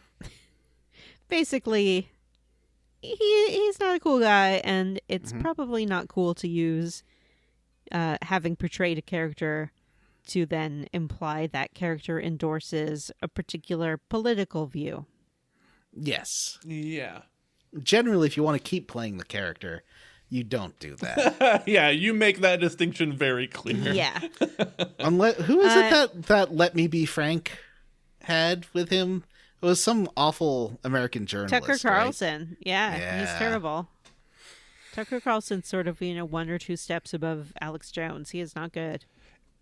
Is Let Me Be Frank, is that a series? Yeah. Yeah, I remember he used to do one every Christmas, and the first Yeah. couple had like the fake party sound in the background off screen. Oh, right. Oh Yeah. my gosh. That was a cobweb in my brain. I haven't thought about that in a while. No one had, and then this video came out. And it was a video where he Wow. was sort of teasing that he not being Kevin Spacey, he being Frank Underwood, the character from House of Cards, was going to run for president against Trump. And I thought, I would probably vote for Kevin Spacey portraying Frank Underwood before I voted for Trump. So who's the real joke? Oof. I wouldn't admit that on. I'm bleeping that out. Look, when you have two terrible options, you go with the least terrible. They're both bad. Yeah. But one can be worse. Yeah. One bad thing can be worse than another bad thing, Johnny Brandon. I'm uncomfortable with this. Vanessa's not supporting. They're not throwing her support behind You're not anyone supporting in, me. IRL. Yeah, but Johnny wouldn't I'm- vote for Biden either. He's on record for that, so Yeah, I'm sorry. he's made his position pretty clear. I'm a radical. I also can't, so it's fine. Yeah. So we have around the table Cullen, who is from Dragon Age 1 and 2. In 1, he was the Templar in charge of the Mages Tower that was going crazy with mages possessed by demons. And he requested that you kill all the mages, and you can either do that or not. And in 2, he was serving under Knight Commander Meredith, who was the kind of big bad villain of Dragon Age 2. And a new character named Josephine. I like her. Yeah, fancy dress lady. Yeah. So Josephine is in charge of diplomacy for the Inquisition. Cullen is in charge of the troops. especially a bunch of Templars who have joined. Liliana is the spy master, and Cassandra is sort of the figurehead, I guess. I love the little clipboard that what's her name uses that just has has a candle sticking out of the top of it. Were there actual clipboards like that? Probably. I don't know, but it's really cool.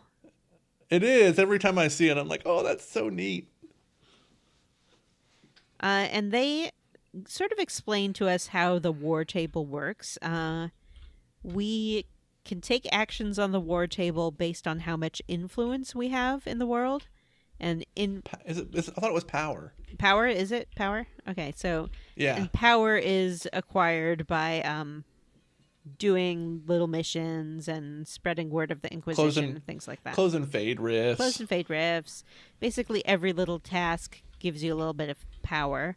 And then influence. Yeah, some is, yeah. What is influence? Influence feeds into your perks. So at the table, if you have enough influence, you can choose different perks to bolster the Inquisition. So you can do things like... Those come in super handy, too. Yeah, you can get more knowledge. You can get better lockpicking skills for your thieves.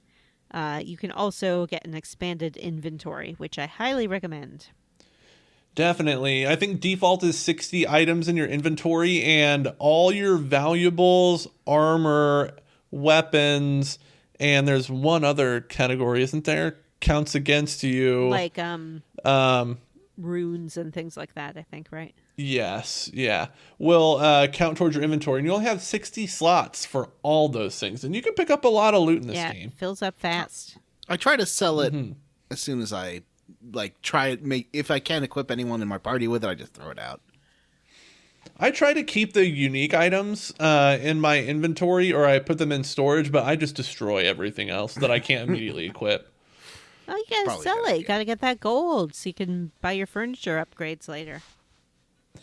I did not do. I haven't done that yet, I should say. I'm still on my second playthrough.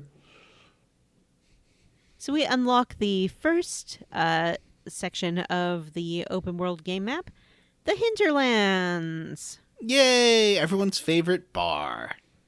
Everyone's favorite bar in Brooklyn. Shout out to the hinterlands. Go there. Tell them the Square Roots podcast sent you. They won't know who and they'll that say, is. "What the fuck are you talking about?" Yeah, they'll be like, "Get the fuck out of my bar."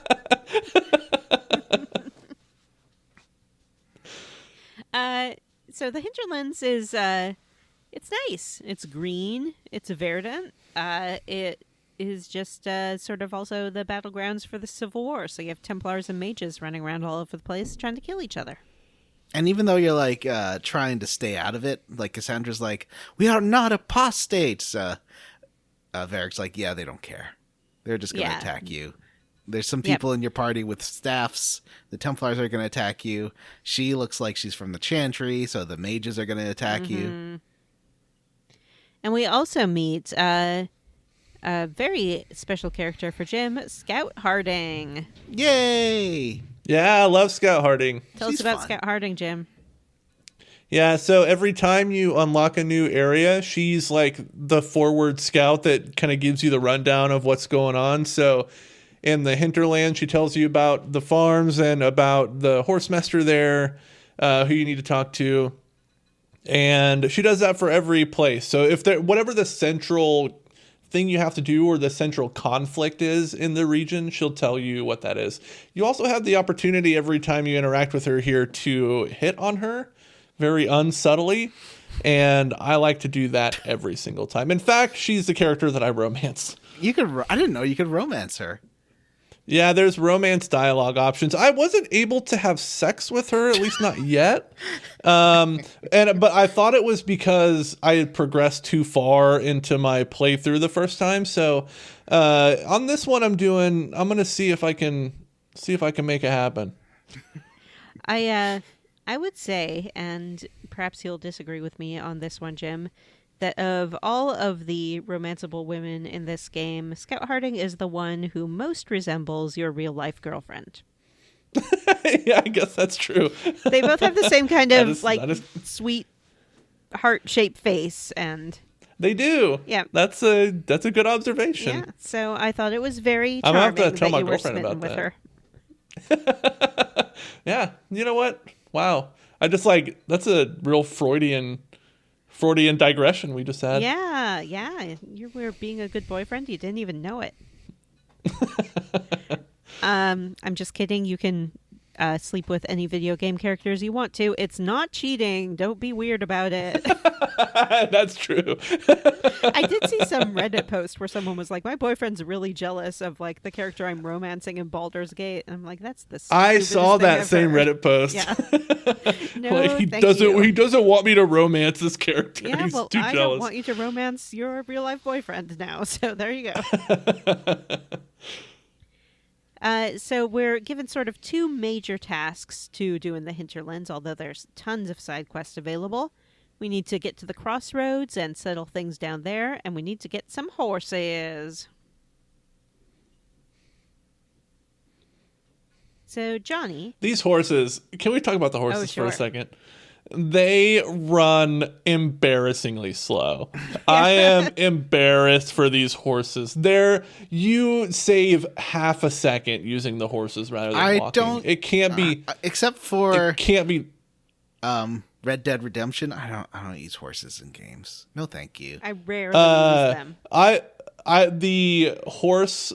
The horse stuff, the horse play in Red Dead Redemption though is super fun. Like this game, it's the worst looking thing in the game. I think these horses look like shit.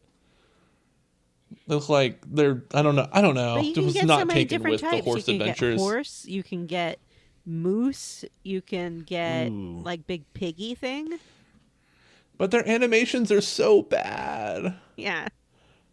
And they don't really go up slopes any better than you can on feet. Like in Skyrim, They at least, don't. you can Not like horse in your way up Skyrim. a mountain. Yeah. Yeah, the horse thing, like I thought it was funny because there's a little horse, like a horse racing side quest you can do here. Mm-hmm. And God, it was bad. I did not like it. They corner pretty well, though. I never had any trouble winning those horse They races. do. Yeah. I found myself oversteering my horse a lot, which was frustrating. Oh, yeah. They're tight. They're tight beasts. Yeah. So we head to the Tight crossroads, beasts. and there we find Corporal Vale, who is fighting some invading mages and Templars. Basically, there's a bunch of refugees at the crossroads, and they're just getting caught in the middle of this battle. So we help them knock everyone down, and then we get a cutscene with Mother Giselle, the best character of the game. Mother Giselle is a priestess, I guess you'd call her. And she is Orlesian, so she has that French accent that many of the Oui, characters oui. have. Mm-hmm. Oui, Sorry, oui. Johnny? Oui, oui, oui. Yep, and she's like, bonjour, où est la bibliothèque? Je m'appelle Mother Giselle. J'adore le Andraste. J'adore Chantry. J'adore fromage. Merci beaucoup. Avec quoi? Au revoir. Is that accurate, How do you John? say square roots in Spain or in French? How do you say square roots in French? I don't remember what roots is in French. Don't ask me. Carré? I don't know what roots are. I'd have to think about it for a minute. Sorry. I say that should be the episode title. Yeah. Oh, hold on. Let me Google it. Pain au chocolat. Les vaches. Les racines, of course. Yeah, racine. Like root beer. Yeah. So you'd say les racines carrées, I guess. Les racines carrées. Or la That's racine fun. carrée. Une Okay, racine sorry. carrée. So yeah, all the Orlesians are very French. Yeah. Very French. Mm-hmm. Or at least the nobles are. Yep. Oui, oui. And Mother Giselle is just like, what's up? You need to help these people here. What are you talking about? There's an Inquisition. I gotta go talk to Liliana about this. See ya. Peace out. There's some things we can do here to help the refugees if we want to for side quests. Did any of you, either of you I should say, do a Crossroads side quest? I did a bunch of them. Yeah, I did. I got a bunch of ram meat. Mm-hmm. I found some mage hideouts. I found a phylactery. There's a phylactery. What are the filled things called? Phylactery? What are they called? No, what do they make at the phylactery? What do they make in the phylactery? Oh, never mind. I'm confused. Sorry. What are those things? Those broken things you can find that have spirits in them? Phylacteries. Phylacteries. They're just called the phylactery? Yeah. Oh, for some reason I thought a phylactery was where they made phylacters. No, they're not spirits. They are the blood of mages. Oh. Yeah, Where do you they're make your full- phylacters? At the phylactery. Fresh from the phylactery. Now that's an episode title. Fresh from the phylactery. So the phylacteries are, each mage has one. It's a vial of that mage's blood, and then it works as like a GPS, basically. So Templars can track down a mage with their phylactery. Oh. I don't know exactly how. I guess they like use it like a compass needle, and it just points towards the mage. That's my guess. There's some bullshit minigame side quests. I will talk about one of them today. I'm very Okay, excited. well- It's been so long since we had a bullshit minigame corner. There are It's bullshit true. mini games. I found a cult. They were worshipping a Phaedriff, and you can Seems sort like a of bad stroll- idea. Yeah, you can stroll up to your gate and be like, "What's up? I control these things. They're no big deal." And they let you in, and if you go And she's close like, well, their Phaedriff, you they'll say be like, you "Oh my can. god!" I'm not going to believe it until you prove it. And you're like, all Yeah, right. they're like, prove it. They have a whole little kind of town going on. You could close it, and then at that point, the cult will be like, what do you want us to do? We are totally into you now. Phaedriffs are out. You are in. You are our new god. You can tell them to help the refugees. Yeah, or do some. You can also tell them to like join the Inquisition and some other stuff. Yeah. But yeah, I just told them to help the refugees. So there's a woman who's having real bad asthma. Although they call it like watery lungs, or her lungs are full of spider webs. Yeah. And her son is the only one who can make a potion to cure it. But he's gone and joined the cult, and you can find him and be like, hey, your mom needs your help. And then you get the potion back to the mom. Yeah. I like that. I like the idea that asthma is a thing, even in this fantasy world. Yeah, I do too. And I do like, everything you do in the hinterlands. A lot of it is optional, almost all of it. But it does fill your little power meter and occasionally your influence meter, so you can get perks or unlock new areas in the game later. Now, weirdly, I didn't like how that they made it such a numbers thing in Mass Effect 3, but in this game it feels, I don't know, it works better in this game than Mass Effect 3, of being like, you did this What do you quest mean? +1 power. Or, Yeah, that's true. Plus influence. Oh, yeah. Mhm. I don't know Maybe why. it's One thing that I really like about this game is how simple the the weapon damage and magic damage and all the stat boosts are. Like, it's so simple to grasp. Like, you're told the DPS of your weapon, you get the stat boost for it listed right below. And it does a really good job comparing like what you have to something that you've picked up. Like, if you open that comparison menu, it does a really good job at doing like a 1-to-1, like, so you get a really quick understanding of like, Yeah. is it actually better than what I'm carrying or not? I made Cassandra put on the ugliest helmet. It looks like she has a kettle on her head. I did the hide helmet option for my Inquisitor. Me too. I don't like to look at the helmets. Yeah. I think if you do have the helmet on, it should be like, Yeah. Aw, Chungus wanted to sit on your lap. She's purring directly into the microphone. I can see Aw, it. Good kitty. I think maybe it works better in this game than in Mass Effect because in Mass Effect you have to save up all your power till the end, and that's the only time it's relevant. Oh, Yeah. that's right. Whereas Yeah. in this game you can use it for something throughout the game. Yeah. It's more of a mechanic. Yeah, and you weren't even feels directly more involved natural. in the resolution of the numbers in Mass Effect 3. Yeah. It was Yeah. like, it was kind of this thing that existed like on an island a little bit. Mm-hmm. Like that show, Lost. So after we have mucked around in the crossroads, it's horsing time. We need to get Horsemaster Dennett to both provide us with some horses and then perhaps join the Inquisition himself. But he will not send horses until he feels it's safe for them to travel. In order to do that, we need to kill some wolves that are causing trouble and build some watchtowers for the farm area. Classic RPG intro quests. They really are, yeah. I didn't do this one. I was like, I don't care about horses. I also You don't have to do the watchtower, but you have to do the horse part. No, you don't. Well, not yet, at least.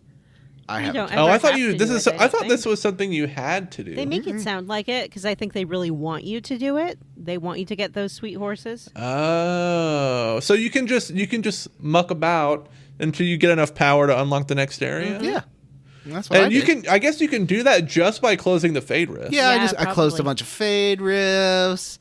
I did some side quests that you got power from. I did mini games that you get some power from. I established some camps. I don't know. There's lots of stuff to do.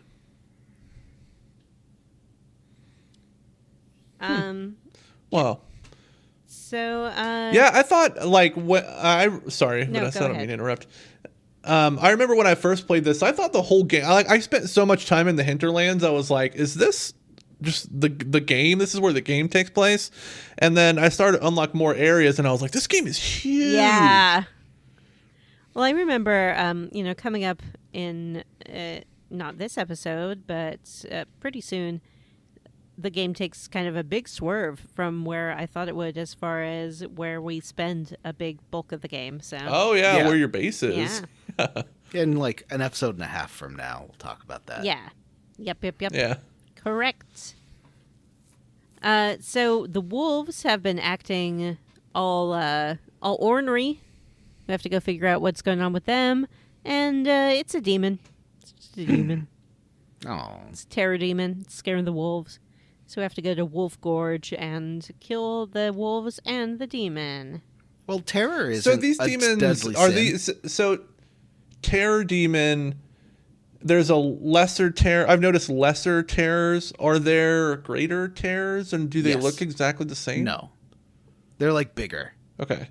You'll notice. they're bigger, Yeah, okay. The lesser and greater tend to have the size difference, and like the greater ones are a little spookier looking. Got it. And I like those like also- green spindly limbed ones that come out of the fade sometimes. Those things are spooky. Those are the wisps. They're Yeah. terrible, though. Oh, yeah, the wisps are okay. The ones that, like, pop out of the ground, I don't like. Yeah, those ones. They look like Oh, they those- look those like are a the terror tree. demons. Oh, is that the terror demon?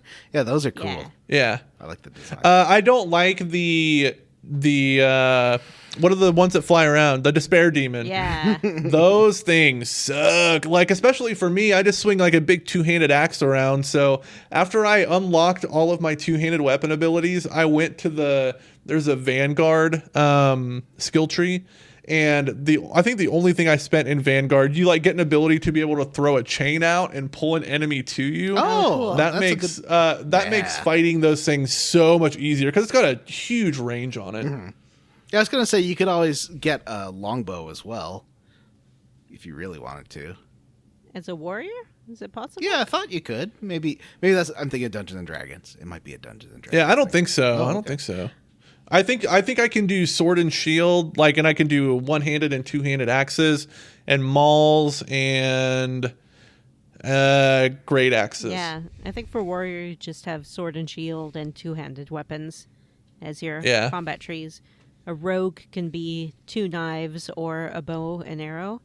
And a mage can just be a mage. Two knives, by the way. That's fun. That you can just do so much damage. Like, why use a bow that has like I think the most DPS I've seen on a bow in this game is 165 or something like that. These 2 knives can be like 400 DPS each. Right, but you will have to get close, and as a rogue, you aren't that strong. So there's definitely an upside and downside to both. But rogues also have an invisibility That's true. ability. Yeah, I've been giving so that to you Varric. can do it to every enemy as long as you have enough stamina to use that. You can go up behind any enemy and do that. Here's a fun little aside. I have a smartwatch, and I had never put on like notifications, but it desynced from my phone. I had to resync it today, and I just got a text message, and my watch buzzed, and it freaked me out. I was like, "What the hell?" I don't Why is want it my buzzing? phone making noise. I have that ever. on mine too. Yeah. I never. What want kind of my phone to make smartwatch do you noise. have, Vanessa? Oh, just something like cheap. It's just like a $50 one. I might upgrade and get something better. Okay, I use I like the Samsung ones. Yeah, this one is just like I got it mostly for like a Fitbit. Basically, it doesn't do very much. Yeah, else. that's what I use mine for. But like it on the Samsung one, you can pick and choose which apps like will send you notifications, and it's really easy to do. Oh, cool. Yeah, I need to like fiddle with it because I don't really want my wrist to be buzzing all the time. Yeah. My like I don't have notifications from our group chat hitting my watch. That would No, have it driven would be me buzzing insane all day many long. years ago. It'd be like a constant vibration. Yeah. So after we kill the wolves, we can build the watchtowers. There's also over by where you kill the wolves the best quest in the game, where the Druffalo roam, which is a escort quest for a Druffalo, which is essentially a These big old escort buffalo. quests. These escort quests. There's 2 or 3 of them in the game. They suck. Yeah. Like the AI on these animals is so erratic. They will run away from you so far in the opposite direction you want them to go. Then they'll run towards you and get right close to you, and then they'll just go a random direction. It is so difficult. Here's my hot take with escort quests. If you can clear a path of enemies in between your escortee and where they're meant to go, when you yourself walk into the goal, the escortee should just be there. You know? It's like, oh yeah, I came too. What do you think, Johnny? What? Look at him spacing out. Did you- He was so Did you do spaced the out. did you do the Druffalo I quest? did not do the Druffalo quest. I mean, I liked him in the Hulk, but I'm not gonna go out of my way. So I spent so long in the hinterlands that there's a big villa that you can clear out as part of another side quest. And the villa is totally populated with the big like berserker guys that swing the 2-handed axes around and have tons of armor that are really like the big bruiser guys. It's populated by like 8 or 9 of those, and I died so many times in that place, but I got so much good stuff from there. It made like the next half of the game really easy. And I leveled up a bunch. I'd suggest doing that. Yeah. I spent a lot of times in the hinterlands too. I started to run into some things that I felt I wasn't a high enough level to deal with yet, so I Right. Yeah, me too. moved Well, on. as to a soon as couple Solas places said, first. "Hey, we should go to Val Royo," I was like, "Okay." So I left Yeah. like level 4, and then I came back and did some questing and stuff there today. Even though I finished the Interesting. jump I think I stayed in the hinterlands till I was like level 7.5. Okay. Well, Yeah, I and- stayed there for a while. when you move on to a new, not every area you unlock, but like a new quest area, it will tell you what level you should be for that quest. Yeah, it'll give you like a level range. And then for the watchtowers, all you have to do is travel to 3 different locations and basically set down your flag and say, this is where Yeah. we're going to build these watchtowers. Yeah, it's all these beginning quests are kind of letting you know how things are going to work for the rest of the game. So in the hinterlands, there's landmarks that you can claim on behalf of the Inquisition. There's a logging site in the hinterlands and a quarry that you can claim for, providing the Inquisition resources.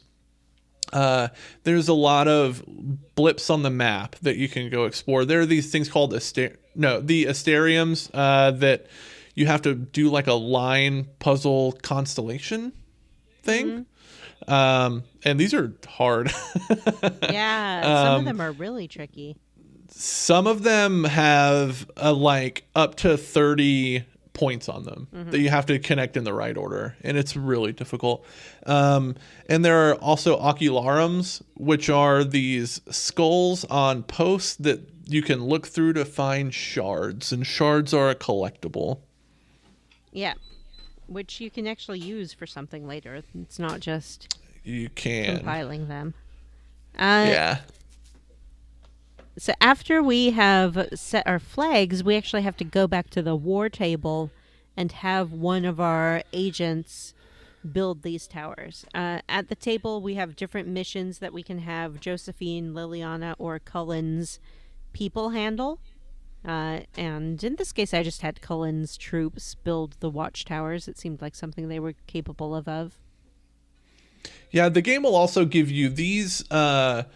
what happens, like each little operation, I think they call them, each little operation, depending on who you choose to complete it, takes a certain amount of real world time to finish. So it's not like unlocking something off of a menu. Depending on what it is, it can take anywhere from 0, where it unlocks automatically, to like 20. I think the longest I've seen is like 21 hours. Yeah, that's crazy. To unlock some things. Like they go for quite a ways. So, But and again, it happens in real time. So you have to wait an actual 21 hours to do it. Yeah, but it continues while you're away. So you can set it up to do overnight. Yeah, it happens in real world time, not like game time. Yeah. I think it happens even if you turn off the game. I just have been putting the Xbox into sleep mode. But it has to be based on like the clock of whatever.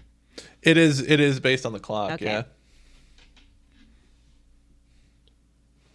After we've done that, we finally have enough power to... Well, I guess after you set up the towers, you can go and recruit Horse Guy. And he'll send his forces. Yeah, and when you unlock him, he's called an agent, which are these people you can recruit in each area to like be an Inquisition agent and like report on what's going on there and provide. You're like a consultant, basically. Yeah. You're recruiting these consultants. Mm-hmm. It will contribute to your influence, and it will also occasionally unlock new missions on the war table for your people to go on. Yeah, some of these can spawn multiple operations that can take a lot of time to do. Yeah, whole like lines. and unlocking the quarries and logging sites will also open operations on the table that take time to complete. For like, if you unlock a quarry in the hinterlands, then you'll unlock the hinterlands resources operation, where you have to send people out there to do a thing that will take 15, 20, 45 minutes. Mm-hmm. I like that stuff. I kind of wish Mass Effect had more, like Mass Effect 3 had more me stuff too. like this, because it's very strategic. Yeah, it's a good call. Yeah, I feel like like in Mass Effect 3, that what they call it, I don't remember what they called that war hologram The war thing. preparedness or score or whatever. Battle readiness, Yeah. whatever it was. Yeah. But that thing was just so not integrated into the game at all. It felt so. What a weird addition to that game that whole thing was. I guess they had more time. Like, they had 3.5 years to make this game. They only had like 18 months to make Dragon Age 2 and something like Yeah, maybe something like 18 months for Mass Effect 3. They actually gave themselves Dragon enough Age time 2 to make this game.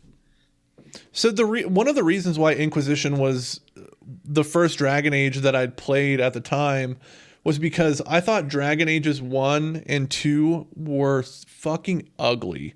Oh yeah.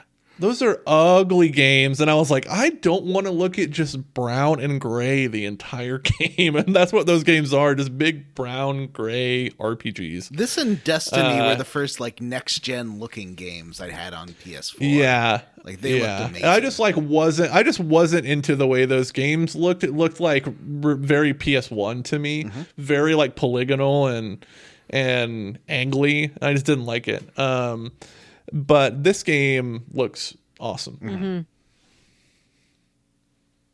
Yeah, I would say, I mean, maybe it's too much to say that it resembles Baldur's Gate 3 to me, but I don't think they look like they were games that were released 10 years apart. Like Inquisition just looks good. Yeah. Yeah. So now we have enough influence to go to Val Royale, the capital city of the Orlesian Empire. Mm-hmm. We're going It's there like to a square and a couple of terraces. Very small area. Yeah, it's one very small tiny square. area. Mm-hmm. It reminds me of like those standing sets they have in Hollywood. Like there's the New York one, and there's like a European one. It's like Yeah, it's sort of generic Europe, like Southern Europe, I guess you would say. Yeah, like Côte d'Azur kind of place. Mm-hmm. We're going there Riviera. because some of the remaining Chantry sisters who didn't blow up at the Temple of Sacred Ashes are there, and we want to see if we can get their support for the Inquisition. So we head into town, and there we see Mother Hivara and some other Chantry members, and Mother Hivara is not into the Inquisition. She's like, the Inquisition sucks. The so-called Herald of Andraste is apocryphal. They suck. Charlatan. A charlatan, a harlot, and a charlatan. And they killed the divine, and we don't like them. Boo, they suck.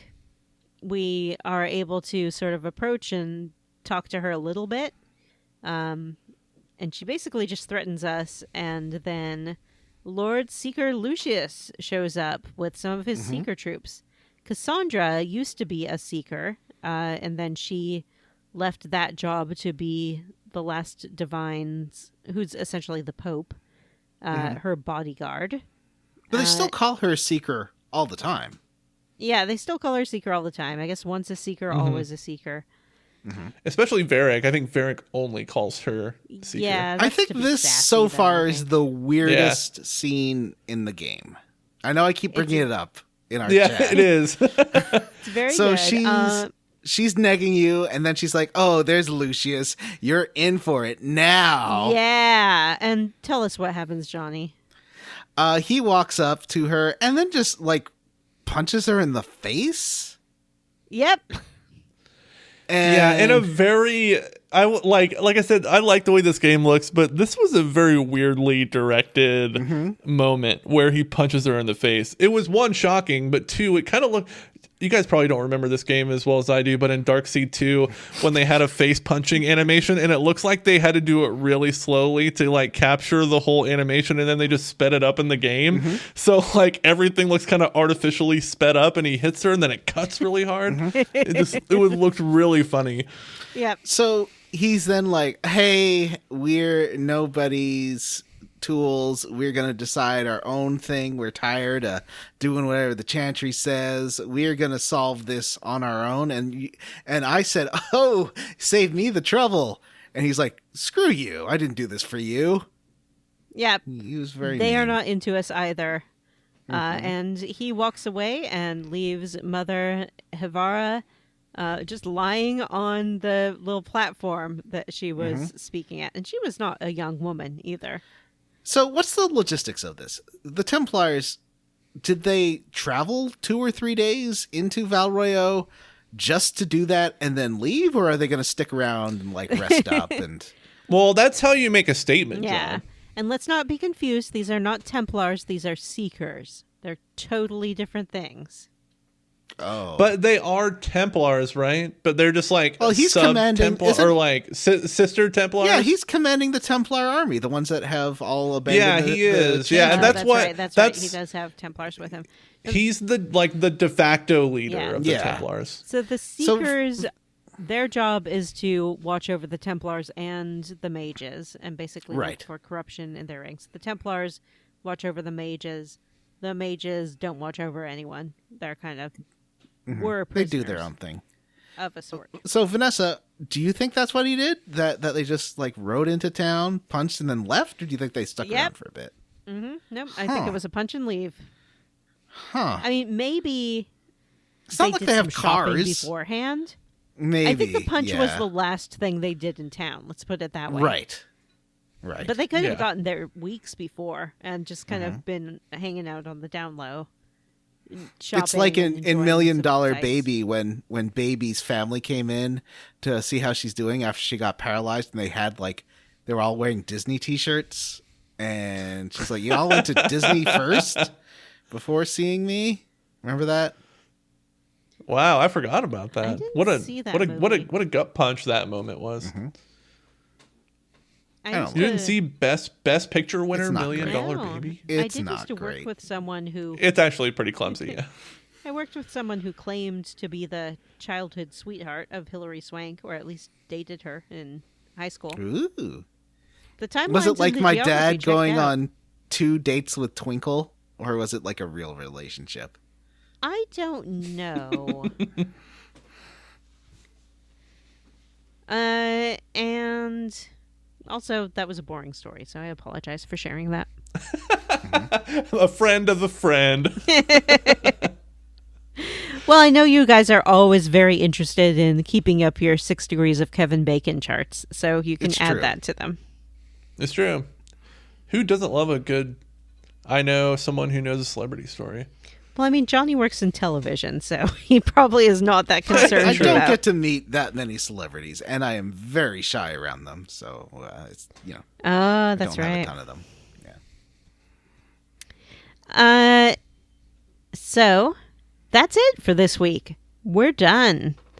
No red why- Betty, Gaucho Town, or Red Jenny. Yeah. No red Jenny, Pencil Town. No Red Jenny. No Red That's Jenny. for next week.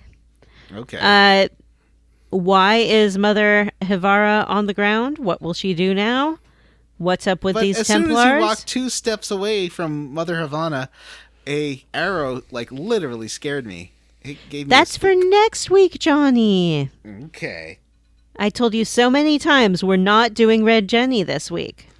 Sound That down. arrow is very scary though. All right, we can end on the It did- arrow. it- That's a good cliffhanger. Yeah. So It did give me a after jump. the punch and the Templars are walking away, an arrow shoots out of the sky and lands just inches away from us. Thwick! And that's the end of this chunker. Next week, we will be recruiting Sarah, Vivian, Blackwall, and Iron Bowl, plus completing either the Mage's Quest in Hushed Whispers or the Templar Quest, Champions of the Just. You cannot do both. Choose carefully. But we are going to talk about both. Yeah. I hope I so. have to make sure we all did. Which ones Yeah. are you going to do? Which one are you going to do, Vanessa? I did the mages. Jim? Is the Templar where they turn to red Templars? Yes. Yeah. Yes. I did that one. Oh, Okay. good. Then I will do mages, because I've never done that one before. And Matt will have the option to choose whichever he likes. My prediction is he will choose Templar. I don't know. He's playing as a mage, isn't he? Is he? Is he? Are you guys all he's three not. playing as mages? He's playing. Isn't he playing as a stabby boy? Is he a rogue? Yeah, he's playing as Yeah, a he stabby said boy. stabby. Yeah, Oh, okay. Okay. Bonnie Jandon. That's good. Stab, stab. All right, that's it. There's no emails this week, so Johnny, what are you squarely against? I'm roundly for the graphics. I posted a little video of the PC version. It's kind of, this game looks modern to me. Like, there's a couple of things in environmental detail I'm like, okay, yeah, that looks older. But this game, to me, looks pretty fresh. Like, it runs great. It looks really nice. It's got like physical based rendering, which for me always looks modern, but I guess it's been that they've been doing that over a decade now in games, like where plastic looks like plastic and leather looks like leather, and it like reflects light properly, and the skin has this subsurface scattering. It's not they do it better now. This was like early subsurface scattering, so they kind of look like small doll heads, like rubber doll heads a little bit, but it still looks better than Yeah. like how it used to with the shiny skin back in the 2000s. But yeah, what a great looking game. It's really impressive and makes me feel a little old that a game that looks this good is 10 years old. I don't know. My brain's having a hard time processing that. Ugh, I hadn't thought about it that way. Oh no. Well, it's nine the and cruel hand a of couple time. months. Oh, my hideous face.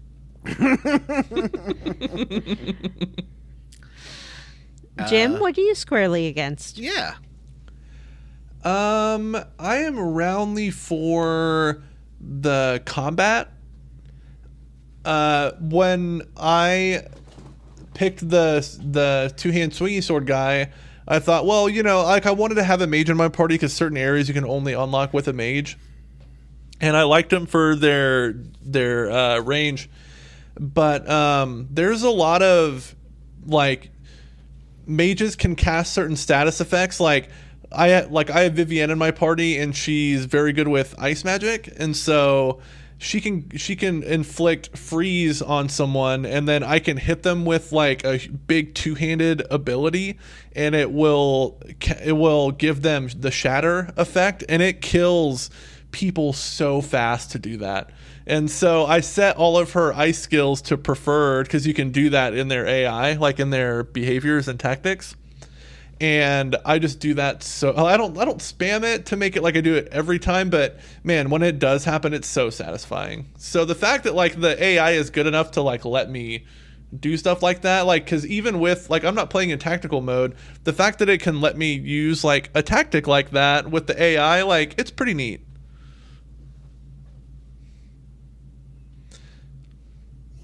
Vanessa, what are you squarely against? I'm roundly for characters. Call me USA because characters are welcome here. I love them. I really like seeing our friends and frenemies like Cassandra from Dragon Age 2 pop back up. I think it's fun that Liliana is in it prominently because she was such a big part of Dragon Age 1. And I like making new friends like Solas. I like talking to them at camp and getting to know them. And I like the banter they have with each other when you're running around. Varric tends to tease everybody. Cassandra is pretty serious. Solas just wants to like talk about how he's super into spiritualism and stuff like that. We've all known guys I like don't know that. how you're into that, Vanessa. I mean, he does neg you, and it's very hard to get his approval. Like, he will disagree with you so fast on things. Yep. Exactly. Make me work for it.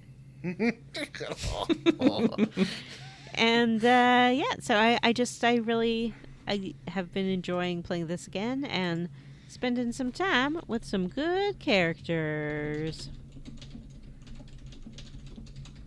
What's a Patreon? Yeah, Jim, what's Oh, up? wait, John still got his minigame corner. Oh, yeah. I forgot. Vanessa, oh my God, would you we almost sing me skipped it in? entirely. Yes. Johnny's bullshit minigame corner. It was gone, but it's back again. Open Warn your ya. arms for the a good rhyme. minigame corner. Embrace it like a long lost friend. We talk about long games all the time, but mini games, that is new. John's bullshit minigame corner, full of mini games and poo. Well, I thought it was going to be you. That would have been No, nicer than poo. No, it's the bullshit corner. So it's. Oh, you're poo. right. You're right. I didn't think about that. Okay, so bullshit minigames. There's quite a few. There's at least 2, but I'm sure there's more that unlock as you explore. Vanessa, would you say there's more than 2? I would say, let me see. I'm going to talk about the Asterium today. 2. There's a Asterium. There's skull Look for shards. shards. Is that it?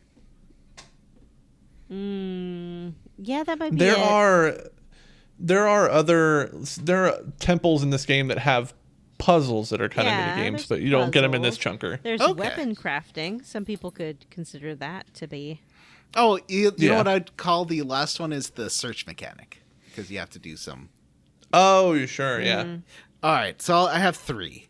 All right, so first one, Asterium.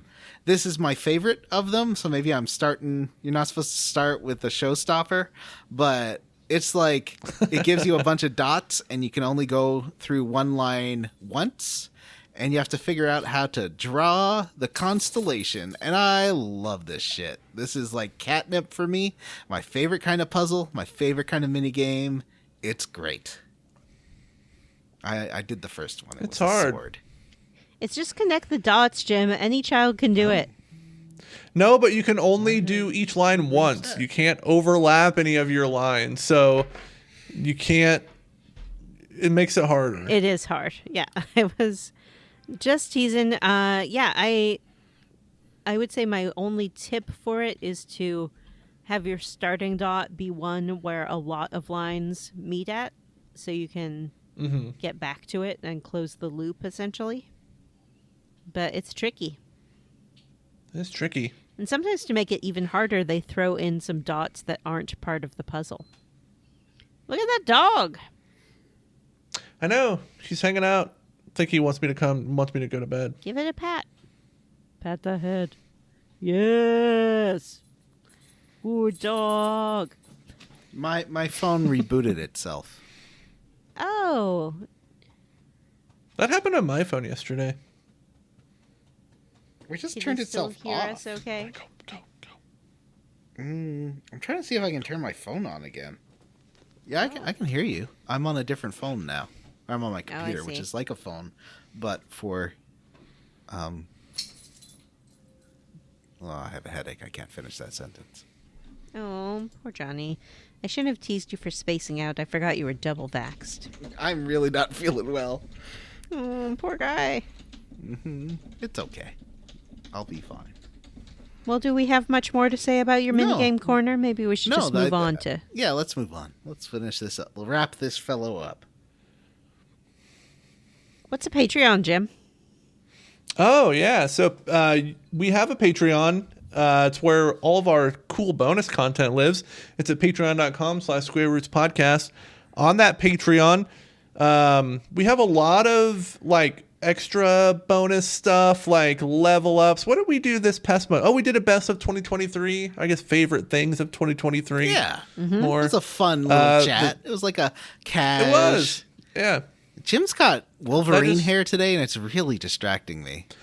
Well, I Oh. went swimming earlier, and when I left the gym, I was wearing a beanie because it's like 25 degrees here. Jeez. And 20 it You mean 25 degrees, not 25 degrees. 25 degrees Fahrenheit. Yeah. I was like, wow, that's warm for... No, 25 degrees Fahrenheit. And it messed my hair up. Don't have any product in. Let's see, what else do we have? We have some really great movie commentaries. We have Square Roots Versus, where we play other games that aren't classic RPGs and discuss them, which is always fun. You can have access to all that great content at the $3 subscription tier. At the $5 subscription tier, you can access all that good stuff. Plus, you get the ability to vote on games that we play on the show. We're going to have some fun with votes this year. I think the cadence is going to be good. We'll talk more about that once we get through BioWare. But if you'd like to have access to all that cool stuff, like I said, you can find it at patreon.com/SquareRootsPodcast. Another benefit of being a patron is we like to personally thank some of them on the show. And I'm going to kick us off this week by thanking Ryan Schmidt, T. Balders, I Hardly Know Her, Bumpkins, Diamonds Are Dragon Poop, Hexagon, Isaac Wright, J-Bone, Aaron, I'd Rather Not Live My Life as Sheet Metal Little, Ono, and Joshua Rose. And I'd like to thank Sexy Pig Dancer. Oh, yeah. Jerry Schreffler, Adam H. Nawford. Hey, it's me, Emmeline. Mike Marno, Samu Mitchell, Bree Girth, David Shook, and William Westgard. I'd like to thank All Things Begin With New and End With New. Ediroll, Joshua W. Broxson, Dr. Fine, say everyone's name, Omen Ran, Eric Pitkameni, Andy Smith, and Rubber Bear. And I'd like to thank you two, Johnny and Jim and Matt in absentia. You know, it's a new year, and I'm starting it out with positive vibes. You guys are great. Hey, thanks. Thank you. It's nice of you to say. You're pretty great, too. Thank you. I'll go back to negging you next week. Yay! All right, well, that's it for this episode of Square Roots. If you'd like to send us an email to have read on the air, you can email us at squarerootspodcast@gmail.com. Come see us at our Facebook group, the Square Roots Podcast Group for smart, cool, very attractive people. Or find us on Blue Sky at squarerootspod.bsky.social. Hey, you can do us a favor. You can rate us. You can review us. You can subscribe to us. You can do that on iTunes, Ghana, Spotify, Wingdings, Phoebo, TapTom, Blorp, YouTube. Thanks to Stephen Morris for our Square Roots theme. You can find Stephen on Twitter as Beige on Beige and on YouTube. He's also on Blue Sky if you don't want to use the hell site that Twitter has become. And links are in the show notes. All right, everyone. For Square Roots, I am Jim Banks. I'm Johnny Brandon and Matthew Van Zandt. And I'm Vanessa. Bye. Bye. Oh, Heidi ho there, people. What the heck? There's like a weird, blurry line in my room noise here. I don't know what happened.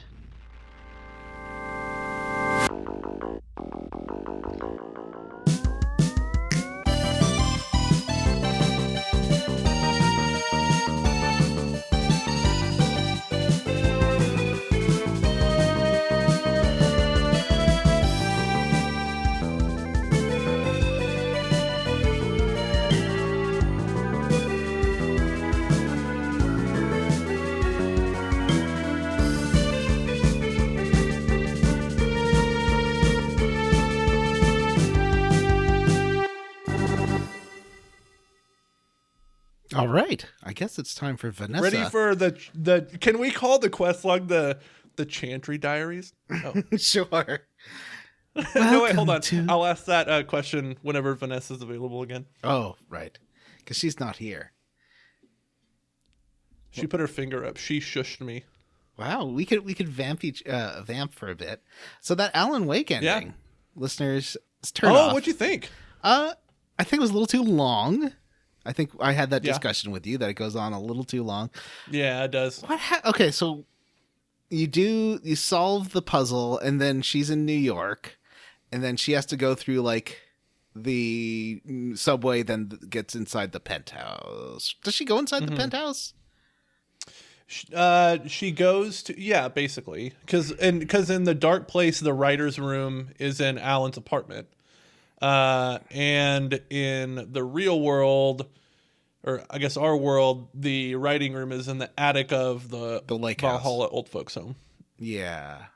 Oh yeah. Well, So the lake house is underwater now, right? yeah, but that like if you go back and play the play Alan Wake 1 again, which I did for a little bit, the old folks home is the lake house pretty much, right? Like it's got a lot of the same layout and everything. It does, but there's a thing you can read in the nursing home that says, remember Barry from the first game? Mm-hmm. That Barry is the one who he had the nursing home built after Alan disappeared. Oh, okay. Yeah. And so I that's think where there's maybe a couple emails you can read, or there's like a dedication plaque or something in the nursing home with that info on it. Oh, is the ending the last thing that happened is you're profiling Alan and you figure out how to finish the game, right? And that's where you figure out how to write the ending. Did you watch the extended ending? No, not yet. Is anything you can Okay. spoil it for me? I'm not gonna. Okay, it basically, how Oh the no, first ending... no spoilers. What the hell? What? Oh, okay. Sorry. Are you gonna play it? Yeah, absolutely. I'm going to play Alan Wake 2 eventually someday. Okay. Jim will tell me some other place. I will say so. This isn't like a like. That's telling what you what say happened. before every single spoiler. I'm not. You I'm say just- this okay. is no spoiler. John, it. No, you know what? Just type I'll it to me. Yeah, send me Yeah. in a private message. Yeah. Yeah. Yeah. PM. This can stay on when we're done recording and have all your bro talk that you want to have.